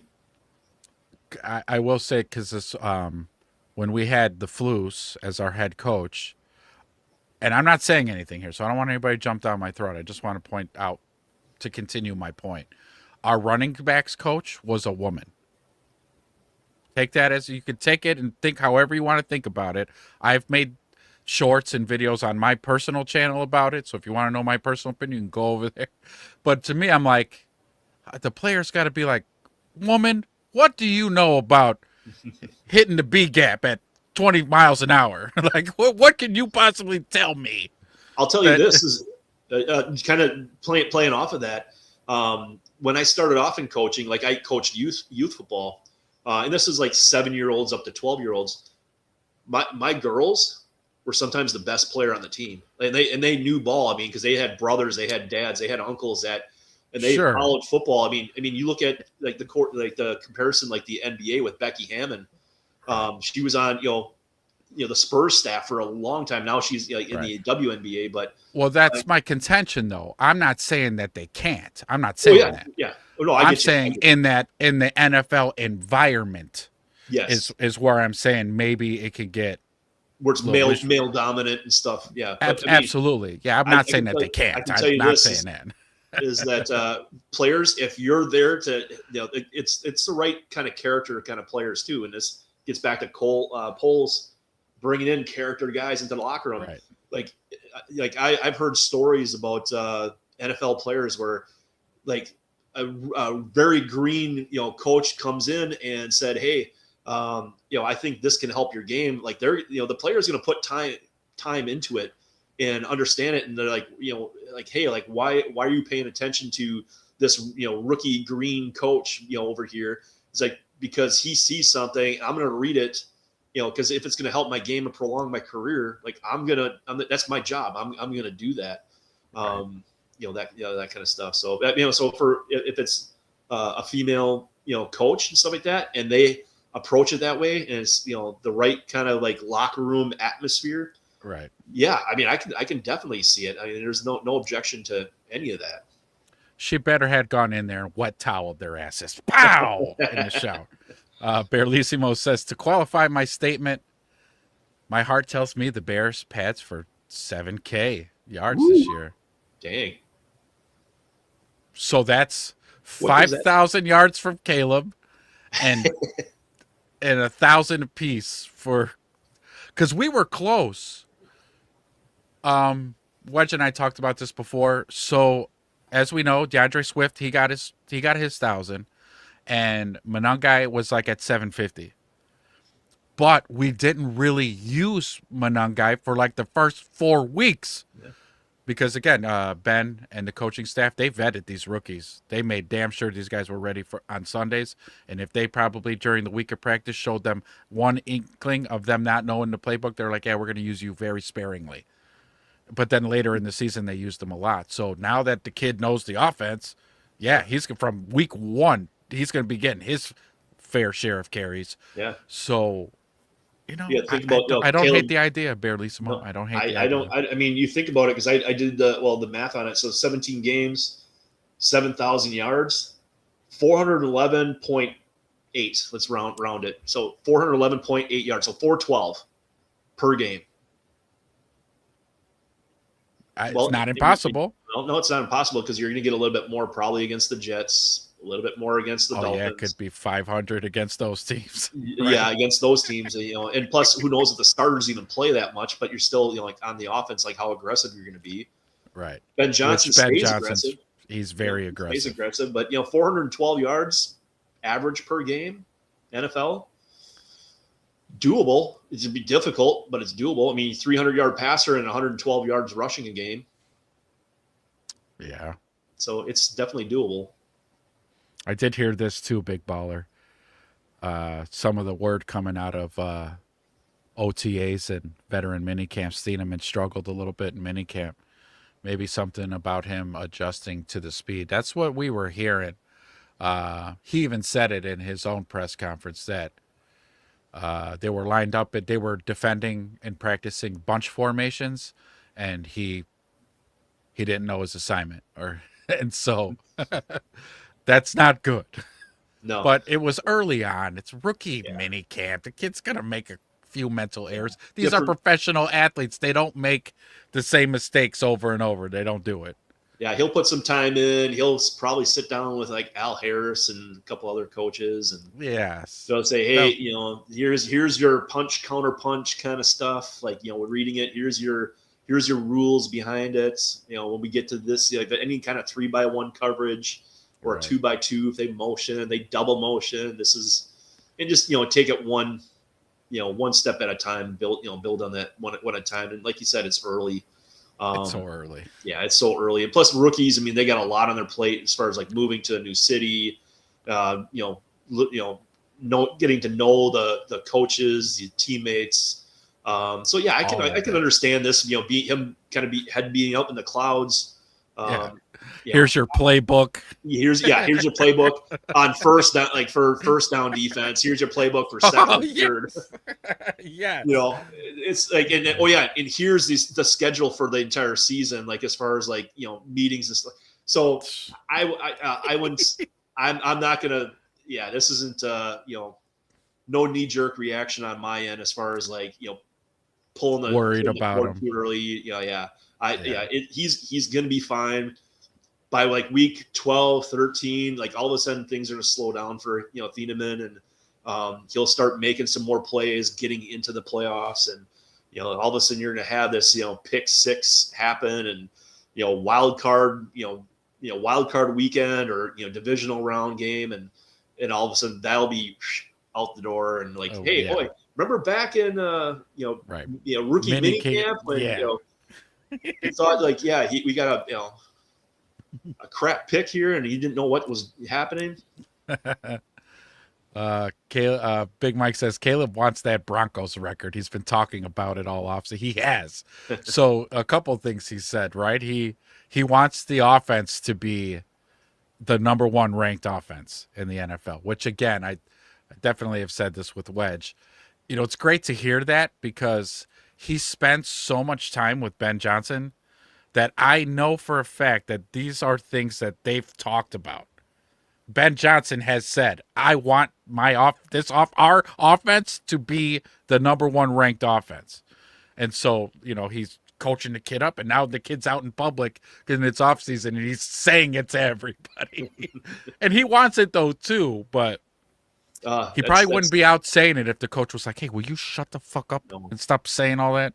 No, I mean, just I'm not a Bears fan, obviously. Like I respect the Bears and stuff, but just seeing that from like that relationship between Ben Johnson and Caleb Williams, like how can you not be excited as a Bears fan? Like seeing like that relationship, that energy between the two, and like they're both on the same page where like things are gonna click, and then all of a sudden it's just gonna like that. I mean. Why not? I mean, why not shoot for that kind of stuff?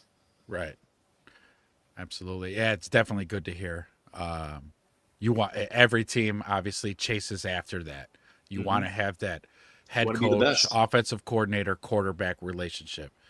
You want to be like best buddies. Now, if you ask them, would you rather have that or a Super Bowl ring? That Super Bowl ring. That's off the table. That's everything else. Yeah. Nope, I'll take the Super Bowl ring. Yeah. No, you're not coming over for dinner tonight. Screw you. I want the ring. Mhm. Let's see. Jay Chris says, I'd rather have 65 to 70% completion. That's better. That's greater than anything else. And this is the number one talking point from Ben Johnson. He wants his completion percentage to go up. And when he said the number, he said 70. So I believe me, they're drilling that into Caleb's head this year. I'm excited. I can't wait till the season. Let's see. Barlissimo says, I love seeing my O-lines bullying everybody. Yeah, there's not a better feeling in the world, especially like 'cause it's one of those overlooked things, right? And because we're football nerds, we all know this. So I'm preaching to the choir, but the games are won in the trenches. Mm-hmm. Period. 100%. Nothing else. The engine doesn't go if the trenches aren't making it go. Mm-hmm. That's just how it is. That's the football 101. So when you actually see competent, dominant performances from your trenches, you love it. This is why we love our offense and we're scared as hell about our defense. Oh yeah. Like offensive, like for me, I love offensive linemen. Like you give me a really good offensive line, I'll win 75 to 80% of my games. Yes. You give me a defense on top of that, I'm going to win a championship. Because everything else, like, I mean, the offensive line, they get movement and stuff. It makes my run game easier, makes my pass game easier. Yeah. Even drafting the center, like, to me, that's the heartbeat of the offense. I mean, I know like NFL, like they put a little more premium like on the tackles, but recently you've been seeing more like the interior line with the guards and centers. But for me, like you give me like a top-notch center and some depth behind him to play center, like that's the heartbeat of every offense, because that's the only player that touches the ball every single game. You think about it, because like even the quarterback can move out of the way, and you got like some wildcat offense with Manungai and Swift. Sure. I mean, the center's my guy. Like that's my cream of the crop. I'm paying him the most money. Like if I'm a football dad and I got a kid that's playing on the line, put a ball in his hand and have him start centering, and then make it like, snap the ball and then, make a block, take a left step, take a right step, like put the ball in his, put the ball in their hands and just have him start snapping. Ooh, love it. Barlissimo, there are 53 players on any team, and a coach needs to find 53 ways to get the message over. He does. That too, right? Leader of men. That's always been the big missing piece in Chicago coaching. Not easy. Not a good leader of men. What the hell did you fire him? What'd you hire him for then? Yep. If he can't lead men. Big Mike, I could see getting pumped for a good, better, best sandwich chant. I wonder what the Wiener Circle has in store for us this year. Vinny says to Barlissimo, hopefully you didn't jinx your team with such statements. We didn't, Vinny. He didn't. Let's see. Barlissimo, my heart says 7,000 yards, but my head says 6,000 is doable. It's more reasonable. We're aiming for the stars, Barlissimo. Aim for it. Take a swing. Yeah, absolutely. So long as for the stars, you'll pass the moon on the way. So that's right. You do. You do pass the moon on your way to those stars. Yeah. Barlissimo says, so as long as we go 2 or 3-0 against the Packers, I'll be happy. I really want, and as much as I hate the Packers, obviously, I'm telling you, the losses against Detroit last year just kind of really chafed my ass. I want to sweep Detroit in the worst way this year. I want to, and I've said this before, this is a very unpopular opinion amongst Bears fans, but this is what you come see Ezra for. I want to sweep Detroit more than I want to sweep Green Bay. I want to split at minimum, though, with Green Bay. I don't want to get swept by them. I at least want to beat them once. I think, you know what? I think because I'm still riding on the dopamine from the 2 games that we beat them last season. I'm still riding that high. And now I just want revenge on Detroit. Barely says, I heard Thieneman did well in OTAs. Well, he learned and he got better. FGB all day. Vinny says to the coach, I'm not a Bears fan either. Ew, gross. Barelissimo, I want the Bears to go 138-0 versus the Packers. I don't care if that's 1, 2, or 3 games. Big baller. I'd like to see Ben Johnson run a football team with the number 1 quarterback in the league. Could you freaking imagine? Well, hold on. Wait, unless, baller, you're meaning this like Caleb Williams becomes that number 1 QB. Is that what you're saying? I think that's what you're saying. I think I'm so picking too. up what you're putting down. Yeah. It's a little bit of a Nostradamus there. Yes. Big Mike says Mahomes' highest completion percentage was 67.1 back in 2023. Wow. That was his highest? Okay. Damn. Because didn't Goff hit 70 with Ben? That was to say that there's been a few quarterbacks, I think, hit 70. Has there? So did Ben set him up to just relentlessly aim for 70, even though that's a really hard number to hit? But he's like, yeah, that's what you're going to go for. That hardest number. Just good coaching. Yep. Yeah. You can set it up that way.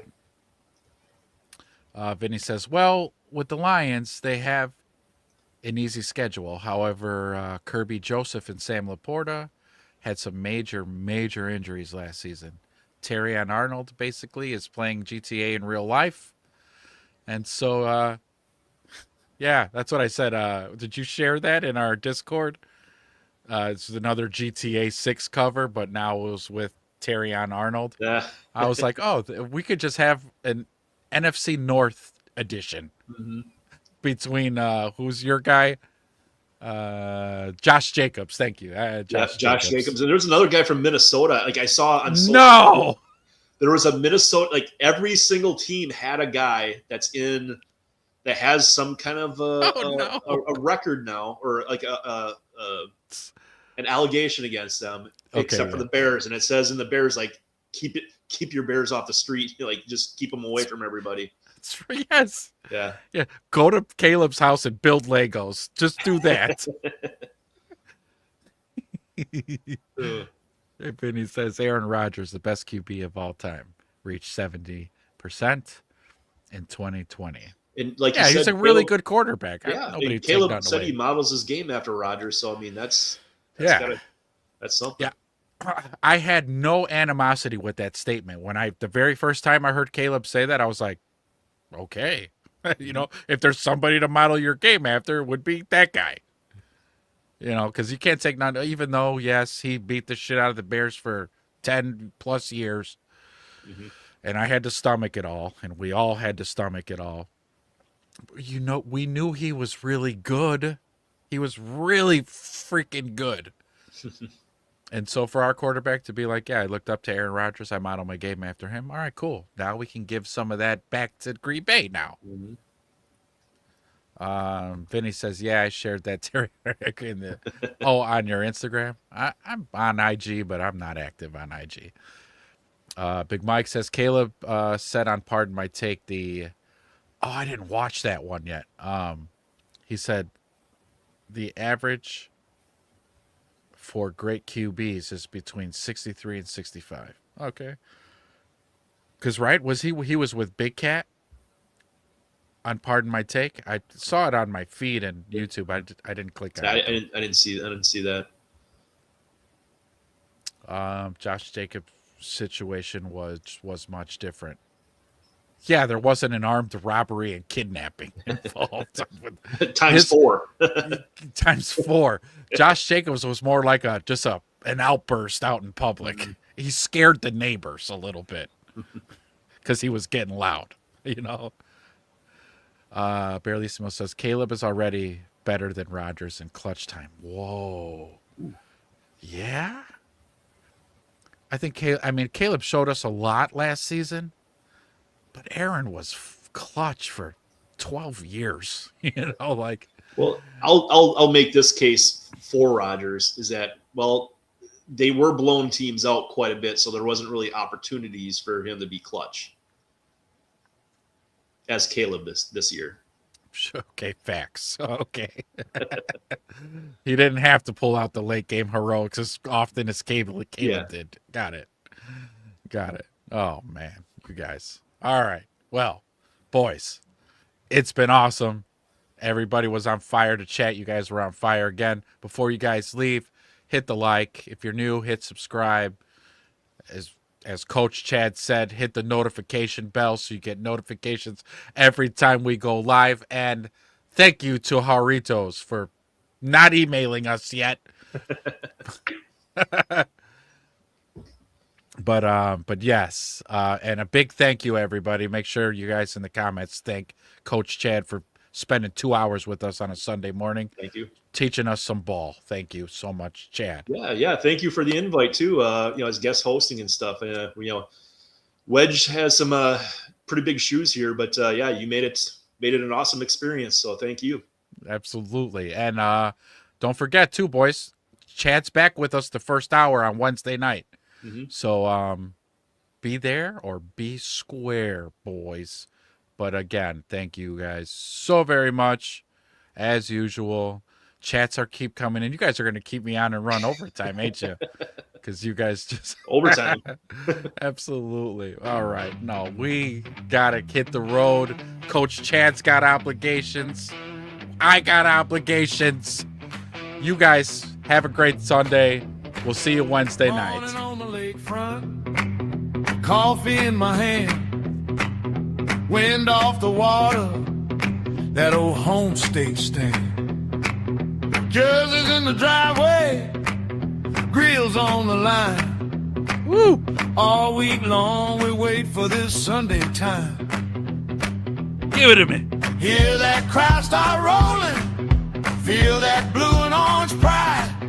From the first whistle blow